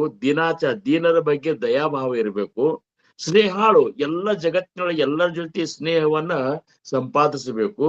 ಕೃಪಾಳು, ಎಲ್ಲರ ಮೇಲೂ ಕೃಪಾ ದೃಷ್ಟಿ ಬೀಳ್ತಿರ್ಬೇಕು. ಜನಿದಾಸಪಾಳು, ಜಗತ್ತಿನೊಳಗೆ ಯಾರು ಅಂತ ಏನಪ್ಪಾ ಅಂದ್ರೆ ಭಗವಂತನ ಭಕ್ತರಿರ್ತಾರ ಅವ್ರಿಗೆ ಏನೇ ಕೊರತೆ ಬಿದ್ರು ಸಹಿತ ಅವ್ರನ್ನ ಪಾಲನಾ ಮಾಡ್ತಿರ್ಬೇಕು. ಇಂಥ ಏನು ಭಕ್ತರು ಏನಿದ್ದಾರಲ್ಲ ಜಗತ್ತಿನೊಳಗ ಆ ರಾಮಪ್ರಭುವಿನ ಭಕ್ತರೊಳಗ ಧನ್ಯ ಅನಿಸ್ಕೋತಾರ ಅಂತೇಳಿ ಅನ್ಕೋತಾರ. ಈ ಕೊನೆಯದ್ರೊಳಗೆ ಏನಂತಾರ ಅವರು ಶ್ಲೋಕದ ಉತ್ತರಾರ್ಧದೊಳಗ ತಯಾ ಅಂತರಿ ಕ್ರೋಧ ಸಂತಾಪ ಕೈಚ.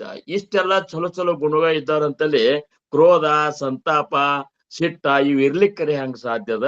ಅಂತ ಭಕ್ತ ಜಗತ್ತಿನೊಳಗೆ ಧನ್ಯ ನೋಡಪ್ಪ, ಸರ್ವೋತ್ತಮನ ರಾಮಪ್ರಭುವಿನ ಭಕ್ತರೊಳಗೆ ಧನ್ಯ ಅಂತಾರ. ಇಂಥ ಈ 10 ಶ್ಲೋಕದೊಳಗ ನಾವು ಬಹಳಷ್ಟು ಗುಣಗಳನ್ನ ಶ್ರವಣ ಮಾಡಿದೆವು. ಈ ಒಂದು ಶ್ರವಣ ಮಾಡಿ ನಮ್ಮ ಕರ್ತವ್ಯ ಏನದ ಅಂದ್ರೆ ಈಗ ಆ 10 ಶ್ಲೋಕದೊಳಗೆ ಹೇಳಿದಂತ ಗುಣಗಳನ್ನು ನಮ್ಮ ಜೀವನದೊಳಗೆ ನಾವು ಅಳವಡಿಸ್ಕೋಬೇಕು. ನಮ್ಮ ಮನಸ್ಸಿಗೆ ಬೋಧ ಮಾಡಿ ಆ ಗುಣಗಳು ಅದು ಅಂತ ತಿಳ್ಕೊರಿ ನೀವು. ಭಗವಂತ ನಮ್ಮ ಋಣದೊಳಗೆ ಬಂದೇ ಬಿಡ್ತಾನಂತ ತಿಳ್ಕೊಂಡ್ಬಿಡಿ. ಆ ಭಗವಂತನನ್ನೇ ನಾವು ಋಣಿ ಮಾಡ್ಕೊಳಿಕ್ ಸಾಧ್ಯದ ಈ ಎಲ್ಲಾ ಗುಣಗಳನ್ನ ಅಳವಡಿಸ್ಕೊಂಡೇವಂದ್ರ. ಅದಕ್ಕೆ ನೀವುಗಳೆಲ್ಲ ಏನ್ ಮಾಡೋಣ, ಈ 10 ಶ್ಲೋಕದ ಶ್ರವಣ ಮಾಡಿದ ಫಲ ಏನಪ್ಪಾ ಅಂದ್ರ ಇವನ್ನೆಲ್ಲ ನಮ್ಮ ಜೀವನದೊಳಗೆ ಅಳವಡಿಸ್ಕೋಣ. ಸದ್ಗುರುಗಳ ಕೃಪೆಗೆ ಪಾತ್ರ ಆಗೋಣ. ಸದ್ಗುರುಗಳ ತಮ್ಮ ಸಾನ್ನಿಧ್ಯದಿಂದ ನಮ್ಮನ್ನು ದೂರ ಕಳಿಸ್ಲಾರ್ದಂಗ ಅಷ್ಟೊಂದು ಸಂತೋಷಗಳು ಹಂಗ ನಮ್ಮ ಜೀವನ ರೂಢಿಸ್ಕೊಳ್ಳೋಣ. ಪರಮಾರ್ಥದೊಳಗೆ ಮುಂದಿನ ಆನಂದದ ಅನುಭೂತಿಯನ್ನ ನೀವು ಪಡ್ಕೋಣ ಅಂತ ಕೃಪಾ ಸದ್ಗುರು ಚಂದ್ರಕುಮಾರ್ ಗುರು ಮಹಾರಾಜರು, ಸದ್ಗುರು ಸಮರ್ಥ ರಂಗರಾವ್ ಮಹಾರಾಜರು ನಿಮಗ ನೀಡ್ಲಿ ಅಂತ ಹೇಳ್ಕೊತ ನನ್ನ ಇವತ್ತಿನ ಈ ಸೇವೆಗೆ ನಾನು ವಿರಾಮ ಕೊಡ್ತೀನಿ.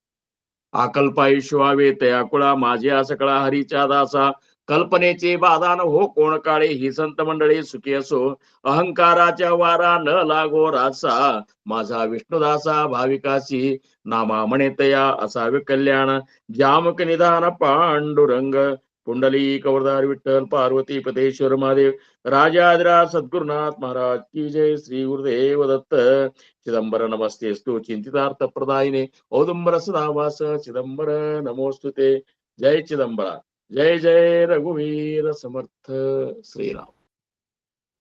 ಶ್ರೀರಾಮ ಸಮರ್ಥ.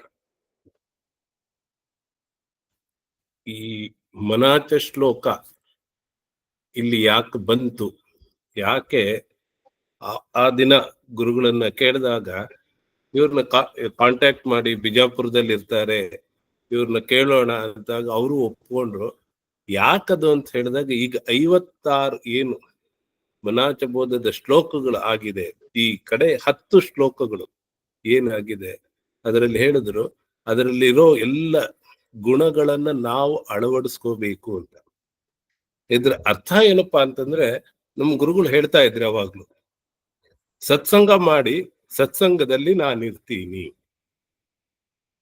ಅಂದ್ರೆ ಇವತ್ತು ಇಲ್ಲಿ ಎಷ್ಟೋ ಜನ ಇದೀರಾ ಇಲ್ಲಿ, ಯಾರಿಗೆ ಗುರು ಸಿಕ್ಕಿಲ್ಲ ಅಂತ ಹೇಳಿ ಯೋಚನೆ ಮಾಡ್ತಿದ್ರಿ, ಅವರು ಖಂಡಿತ ನೀವು ಗುರು ಸಿಕ್ಕಿಲ್ಲ ಅಂತ ಯೋಚನೆ ಮಾಡೋ, ಸಂಕಟ ಪಡೋದು ಬೇಡ. ಇವತ್ತು ನಮಗೆ ಏನು ನಾವಿಲ್ಲಿ ಹೇಳ್ತಾ ಇರೋದು, ಭೌತಿಕವಾಗಿ ಕೂತಿರೋರು ಶಂಕರರಾವ್ ಅವ್ರು ಹೇಳ್ತಾ ಇದ್ದಾರೆ ಅಂದ್ರೆ, ಅವರ ಬಾಯಲ್ಲೇ ಸಮರ್ಥ ಮಹಾರಾಜರಾಗ್ಲಿ, ಇಲ್ಲ ಚಂದ್ರಕುಮಾರ್ ಅವರಾಗ್ಲಿ, ಇಲ್ಲ ಸಮರ್ಥ ಶ್ರೀ ರಾಮದಾಸರೇ ಇವತ್ತು ಈ 10 ಶ್ಲೋಕಗಳ ಮೂಲಕ ನಮಗೂ ಉಪದೇಶ ಮಾಡಿಸಿದ್ದಾರೆ. ಸೊ ಹಾಗಾಗಿ ಇವತ್ತು ನಮ್ಮ ಶ್ರೀಮಾತ್ರೆ ಸತ್ಸಂಗದಲ್ಲಿ ಯಾರು ನಮ್ಗೆ ಗುರುಗಳು ಸಿಗಲಿಲ್ಲ, ನನ್ಗೆ ಆಶೀರ್ವಾದ ಆಗ್ಲಿಲ್ಲ, ಗುರು ದರ್ಶನ ಆಗ್ಲಿಲ್ಲ, ಏನು ಮಾಡ್ಲಿ ಅನ್ನೋ ಒಂದು ಯೋಚನೆಯನ್ನ ಕಿತ್ತಾಕಿದ್ದಾರೆ. ಈಗ ನಮಗ್ ಮಾಡ್ಬೇಕಾಗಿರೋದು ಏನಪ್ಪಾ ಅಂದ್ರೆ, ಈ 10 ಶ್ಲೋಕಗಳ ಮೂಲಕ ನಮಗೆ ನಮ್ಮ ಮನಸ್ಸಿಗೆ ಉಪದೇಶ ಮಾಡಿದ್ದಾರೆ. ಆ ಶಬ್ದಗಳನ್ನು ಹುಡ್ಕೊಳ್ಳೋಣ, ಆ ಶಬ್ದದನ್ನೆಲ್ಲ ತಗೊಂಡು ನಮ್ಮ ಜೀವನದಲ್ಲಿ ಅಳವಡಿಸ್ಕೊಂಡು ಹೋಗೋಣ. ಇದೇ ನಮಗೆ ಗುರು ಉಪದೇಶ ಮಾಡಿರೋದು ಅಂತ. ಆ ಉಪದೇಶದಿಂದ ನಾವು ಈ ಸಾಧನಾ ಮಾರ್ಗದಲ್ಲಿ ಮುಂದುವರಿಯೋಣ. ಅದೇ ನಮಗೆ ಗುರುವಿನ ಒಂದು ಉಪದೇಶ. ಇವತ್ತು ಗುರು ಅಂದ್ರೆ ಹೇಗೆ, ಗುರು ಯಾವ ರೀತಿ ಯಾವ ಸಮಯದಲ್ಲಿ ಬರ್ತಾನೆ, ಯಾವ ರೀತಿ ಹೇಳ್ತಾನೆ ಅಂದ್ರೆ, 10 ಶ್ಲೋಕಗಳು ಎಷ್ಟು ಮುಖ್ಯ ಇದೆ ನಮ್ಮ ಜೀವನದಲ್ಲಿ. ಆ ಜೀವನದಲ್ಲಿ ನಾವು ಅದೇ ರೀತಿ ಮುಂದುವರಿಬೇಕು ಅಂತ ನಮ್ಮ ಮನಸ್ಸಿನಲ್ಲಿ ಇಚ್ಛೆ ಇದ್ರೆ, ಇವತ್ತೆಲ್ಲರೂ ನಿಮ್ಮ ಡೈರಿ ಒಳಗೆ ಬರ್ಕೊಂಡ್ಬಿಡಿ. ಸಮರ್ಥ ರಾಮದಾಸರೇ ನಮಗೆ ಇವ್ರ ಮೂಲಕ ಇವತ್ತು ಉಪದೇಶ ಮಾಡಿಸಿದ್ದಾರೆ. ಹಾಗಾಗಿ ನಮ್ಮ ಕರ್ತವ್ಯ ಏನಪ್ಪಾ ಅಂದ್ರೆ, ಅವ್ರು ಹೇಳುವಂತ ಆ ಶ್ಲೋಕಗಳನ್ನ ಮನನ ಮಾಡೋಣ. ಪ್ರತಿಯೊಂದು ಗುಣಗಳು ಅದರಲ್ಲಿ ಏನಿದೆ ಅದನ್ನೆಲ್ಲ ನಾವು ಅಳವಡಿಸ್ಕೊಳ್ಳೋಣ. ಅಳವಡಿಸ್ಕೊಂಡಾಗ ಏನಾಗತ್ತೆ ಅಂದ್ರೆ, ಇಂಥ ಒಂದು ಸಮಯವನ್ನು ಕೊಟ್ಟು ಆ ಒಂದು ಏನು ಅವ್ರ ಎದುರಿಂದ ಬರ್ತಾ ಇದೆ ವಾಣಿ, ಆ ವಾಣಿಗೆ ನಾವು ಬೆಲೆ ಕೊಟ್ಟಾಗತ್ತೆ. ಅಲ್ಲಿ ನಾವು ಅವರನ್ನ ಶಂಕರರಾವ್ ಮಹಾರಾಜರು ಅಂತ ನೋಡೋದಲ್ದಲೆ, ರಂಗರಾವ್ ಮಹಾರಾಜರೇ ಆಗ್ಲಿ, ಚಂದ್ರಕುಮಾರ್ ಅವರೇ ಆಗ್ಲಿ, ಇಲ್ಲ ಸಮರ್ಥ ರಾಮದಾಸರೇ ಅವರು ನಮಗೆಲ್ಲ ಇವತ್ತು ಉಪದೇಶ ಮಾಡಿದ್ದಾರೆ. ತಾವೆಲ್ಲರೂ ಸ್ವೀಕರಿಸಿ ಅವರು ಹೇಳಿಕೊಟ್ಟಂತ ಈ ಪಾಠವನ್ನ ನಮ್ಮ ಜೀವನದಲ್ಲಿ ಅಳವಡಿಸ್ಕೊಳ್ಳೋಣ ಅಂತ ನಮ್ಮಲ್ಲಿ ನಾವೇ ಪ್ರಮಾಣ ಮಾಡ್ಬೇಕು. ನಾನು ಇನ್ನೊಬ್ರಿಗೆ ಹೇಳೋದಲ್ಲ, ನಮ್ಮಲ್ಲಿ ನಾವು ಪ್ರಮಾಣ ಮಾಡ್ಕೋಬೇಕು. ಹೌದಪ್ಪ, ಇದನ್ನ ಹೇಳಿದ್ದಾರೆ, ಇದನ್ನ ನಾನು ಅಳವಡಿಸ್ಕೊಂಡ್ರೆ ನಾನು ಜಗಿ ಧನ್ಯತೋ ದಾಸ ಸರ್ವೋತ್ತಮಾಚ ಆಗೋಕ್ಕೆ ಸಾಧ್ಯ ಇದೆ ಅಂತ ಇವತ್ತು ಹೇಳಿ ತೋರಿಸ್ತಾ ಇದ್ದಾರೆ. ಅದನ್ನ ನಾವೆಲ್ಲರೂ ನಿಮ್ಮೆಲ್ಲರ ಪರವಾಗಿ ಗುರುಗಳಿಗೆ ಹೇಳ್ತೀವಿ. ನಾವೆಲ್ಲರೂ ಇದನ್ನ ಅಳವಡಿಸ್ಕೊಂಡೇ ತೀರ್ತೀವಿ ಅಂತನೂ ನಾನು ನಿಮಗೆ ಹೇಳ್ತಾ ಇದ್ದೀನಿ. ಸದ್ಗುರುನಾಥ ರಘುವೀರ ಸಮರ್ಥ. ಜಯ ಜಯ ರಘುವೀರ ಸಮರ್ಥ. ಗುರುಗಳೇ, ಒಂದೇ ಒಂದು ಮಾತು ಹೇಳ್ಬೇಕು. ಏನಪ್ಪಾ ಅಂದ್ರೆ, ಆ ಪರಮಾತ್ಮ ಪ್ರತಿ ಗುರುವಾರ ಏನಾದ್ರು ಒಂದು ಪ್ರಚೀತಿ ಕೊಡ್ತಾನೆ. ಏನೋ ಒಂದು ಗುರು ಭೌತಿಕದಲ್ಲಿ ಇಲ್ಲ ಅಂದ್ರೂ ಸಹ ನಾವು ವಾಣಿ ಮುಖಾಂತರ ಹೆಂಗ್ ಕೊಡ್ತಾನಪ್ಪ ಅಂದ್ರೆ, ಇವತ್ತು ವೈರಾಗ್ಯದ ಹೊರತು ಪರಮಾರ್ಥ ಸಾಧಿಸುವುದಿಲ್ಲ ಅಂತ ಪ್ರವಚನದ್ದು ಹೆಡಿಂಗ್ ಇದೆ. ಅವಾಗ ನೀವು ಬಂದ ಕೂಡ್ಲೆ ಏನ್ ಮಾತು ಹೇಳಿದ್ರು, ಮಹಾರಾಜರು ಹೇಳಿದ್ದು, ಅಸೇಲ್ತರ್ ಅಸೂದ್ಯ ನಸೇಲ್ತರ್ ನಸೂದ್ಯ ಹೇ ವೈರಾಗ್ಯಾಚೆ ಖೂಣ ಹೇ ಅಂತ ಬ್ರಹ್ಮಚೈತನ್ಯ ಮಹಾರಾಜರ ಜಯಂತಿ ಉತ್ಸವಕ್ಕೆ ನಾವು ಹೋಗುವಾಗ ಅಲ್ಲೇನ್ ಮಾಡ್ತಿದ್ರಪ್ಪ, ಒಂದು ಬುಟ್ಟಿನಲ್ಲಿ ಬೋಧವಚನಗಳನ್ನ ಚಿಠ್ಠಿ ಮಾಡಿರ್ತಿದ್ರು. ಪ್ರಸಾದ ಕೊಟ್ಟ ಕೂಡ್ಲೆ ನೀವೆಲ್ಲರೂ ಚಿಠ್ಠಿ ಎತ್ಕೊಳ್ರಿ, ಇವತ್ತಿನ ದಿವ್ಸಕ್ಕೆ ನಿಮಗೆ ಏನ್ ಬಂದಿರುತ್ತೋ ಅದು ಮಹಾರಾಜರೇ ನಿಮ್ಗೆ ಸ್ವತಃ ಕೊಡ್ತಿದ್ದಾರೆ ಅಂತ. ಇದು ಸುಮಾರು ಒಂದ್ 8 ವರ್ಷ ಆಗಿರ್ಬೇಕೇನೋ. ಅವಾಗ ಪ್ರಸಾದಿಗೆ ಬಂದಿರ್ತಿದ್ದು, ಅಸೇಲ್ತರ್ ಅಸೂದ್ಯ ನಸೇಲ್ತರ್ ನಸೂದ್ಯ ಅಂತ ವೈರಾಗ್ಯತೆ ಕೂಡ ಅಂತ. ಅವಾಗ ಎಲ್ ನೋಡ್ರಿ, ಎಲ್ಲ ಅವ್ರ ಹತ್ರ ಇದೆ ಚಿಠ್ಠಿ ಇಟ್ಕೊಂಡ್ಯಾರ, ಪರ್ಸಲ್ ಯಾವಾಗ್ಲೂ ಇಟ್ಕೊಂಡಿರ್ತಾರ ಅವ್ರು. ಅಸೇಲ್ತರ್ ಅಸೂದ್ಯ ನಸೇಲ್ತರ್ ನಸೂದ್ಯ ಅಂತ ಅದ್ ಹೇಳದ್ ಕೂಡ್ಲೆ ನನಗೆ ಅದು ಎಷ್ಟು ಚಂದಾಗಿ ಇದಾಗ್ಬಿಡ್ತು ಅಂದ್ರೆ, ಗುರು ಮಹಾರಾಜರು ಮತ್ತೊಮ್ಮೆ ಪುನಃ ಅವ್ರಿಗೆ ಹೇಳ್ತಿದ್ದಾರೆ, ಅಸೇಲ್ತರ್ ಅಸೂದ್ಯ ನಸೇಲ್ತರ್ ನಸೂದ್ಯ. ಒಮ್ಮೆ ಅದು ಮುಂದೆ ಕಂಟಿನ್ಯೂ ಇದೆ. ಹೇ ವೈರಾಗ್ಯ ಆಹೆ ತಲ ಕಂಟಾಳು ನಯೇ ಸುಮಾರು ವೈರಾಗ್ಯದ ಲಕ್ಷಣ ಅದೇ ಅಲ್ಲ. ಸುಮಾರು 7-8 ವರ್ಷ ಆಯ್ತು ಇದು ನೋಡಿ. ಬೆಳಗ್ಗೆ ಹೋದಾಗ ಎತ್ತದಾಗ ಸಿಕ್ಕಿತ್ತು. ಮಹಾರಾಜರ ಪುಣ್ಯ ಜಯಂತಿನ ಜನ್ಮೋತ್ಸವ ಅದನ್ನೇ ಇವತ್ ನೀವು ಪುನಃ ಮಹಾರಾಜರಿಗೆ ಬಂದು ಅದನ್ನೇ ಹೇಳಿದ್ದಾರೆ. ಇದ್ರೆ ಇರ್ಲಿ, ಇಲ್ಲದೆ ಇದ್ರೆ ಬೇಡ, ತಲೆ ಕೆಡಿಸ್ಕೋಬೇಡ ಯಾವ್ದಕ್ಕೂ ಅಂತ. ಯಾಕಂದ್ರೆ ಒಂದು ಮಾತು ಹೇಳುವಾಗ ಏನ್ ಮಾಡ್ತಿದ್ದೆ ಅಂದ್ರೆ, ಒಮ್ಮೆ ಒಂದು ಒಂದ್ 7-8 ಲಕ್ಷ ರೂಪಾಯಿ ಬರ್ಬೇಕಾಗಿತ್ತು ಆಫೀಸಿಂದ, ಅವ್ರು ಕೊಡ್ಲೇ ಇಲ್ಲ ಅವ್ರಿಗೆ. ಅದಕ್ಕೆ ನಾನೇನಂದೆ ಅವ್ರಿಗೆ, ಮಹಾರಾಜರು ಕೊಡ್ತಾರ ಬಿಡ್ರಿ, ಯಾಕೆ ಕಾಳಜಿ ಮಾಡ್ತೀರಾ ಅಂತ. ಅದಕ್ಕೆ ಇವ್ರು, ನೀನ್ ಮಹಾರಾಜರು ಅಂತ ಹೇಳ್ಬಿಟ್ಟು ನನಗ್ ಬಟರ್ ಹಚ್ಬಿಟ್ಟು ಶೇಂಡಿ ಹಚ್ಬಿಟ್ರೆ ನನಗೆ ನನ್ 8 ಲಕ್ಷ ರೂಪಾಯಿನೂ ಹೋತು, ಬರ್ಲೂ ಇಲ್ಲ. ಯಾಕಂದ್ರೆ ಆ ಸಮಯಕ್ಕೆ ಆ ತಾಪ ಕಮ್ಮಿ ಮಾಡ್ಲಿಕ್ಕೆ ಮಹಾರಾಜರು ಕೊಡ್ತಾರ ಬಿಡ್ರಿ, ಮಹಾರಾಜರು ಏನ್ ಕೊಡ್ಲಿಲ್ಲ ನೋಡಿ, ಇಲ್ಲಿ ತನಕ ಮಹಾರಾಜರು ನನಗೆ ಕೊಟ್ಟಿಲ್ಲ ಅಂತಿದ್ರೆ ಪುನಃ ಇವತ್ತು ನಿಮ್ಮ ಮುಖಾಂತರ ಅವರಿಗೆ ಮತ್ತೊಮ್ಮೆ ಪ್ರತಿಪಾದಿಸಿದ್ದಾರೆ, ಅಸೇಲ್ತರ್ ಅಸೂದ್ಯ ನಸೇಲ್ತರ್ ನಸೂದ್ಯ. ಮನೇಲಿ ಮಾತಾಡ್ಬೇಕಾದ್ರೆ ಹಿಂಗೆ ಮಾತಾಡ್ತಾರೆ. ಇವತ್ ಮುಂಜಾನೆ ಮಾತಾಡಿ ಮತ್ತೆ ಹಿಂಗೆ ಮಹಾರಾಜ 6 ಲಕ್ಷ ಕೊಡ್ತೀನಿ ಅಂದ್ರು, ಶೇಂಡಿ ಹಚ್ಚಿದ್ರು ಅಂತೇಳಿ ಇವತ್ ಮುಂಜಾನೆ ಹೇಳಿದ್ರು. ಚೀಟಿ ನೋಡ್ರಿ, ಅವಾಗಿಂದ ಇದೆ ಅದು. ಅಂದ್ರೆ ಈಗ ಹಿಂಗೇನ್ರ ಒಂದ್ ವಿಶೇಷ ಘಟನೆ ಘಟಿಸಿದ್ರ ನಮ್ಮ ಮಹಾರಾಜರು ಅಂತಿದ್ರಿ, ಆಗಿದ್ದದ್ದೇ ಈಗದಪ್ಪ ಅಂತ. ಅಂದ್ರೆ ಆಗಿದ್ದದ್ದೇ ಈಗದ. ಸದ್ಗುರುಗಳು ಅವ್ರ ಸಗುಣ ರೂಪ ಅವ್ರ ತ್ಯಾಗ ಮಾಡಿದ್ಮೇಲೆ ಮತ್ತೆ ಯಾರ ಮುಖದಿಂದಲೂ ಆ ವಿಚಾರವನ್ನ ಹಂಗೆ ಅವ್ರು ತಿಳಿಸ್ಕೊತ ಹೊಂಟಿರ್ತಾರೆ. ಅದನ್ನ ಅವರೇ ತಿಳಿಸ್ಲಿಕ್ಕಂತ ತಿಳ್ಕೋದೇ ಪ್ರಜ್ಞಾವಂತ. ಅದು ಆ ಶಿಷ್ಯರಂತಲ್ಲಿ ಬೇಕು. ಒಂದು ಸಣ್ಣ ಹುಡುಗನ ಮುಖಾಂತರ ಹೇಳ್ಬೋದು, ಹೆಣ್ಮಕ್ಳ ಮುಖಾಂತರ ಹೇಳ್ಬೋದು, ಹಿರಿಯರ ಮುಖಾಂತರ ಹೇಳ್ಬೋದು, ಕಲ್ತವ್ರ ಮುಖಾಂತರ ಹೇಳ್ಬೋದು, ಕಲಿಲಾರ್ದವ್ರ ಮುಖಾಂತರ ಹೇಳ್ಬೋದು. ಆದ್ರ ಅವ್ರು ಏನ್ ನಮಗೆ ಹೇಳ್ಬೇಕಾಯ್ತು ಹೇಳ್ತಾರೆ.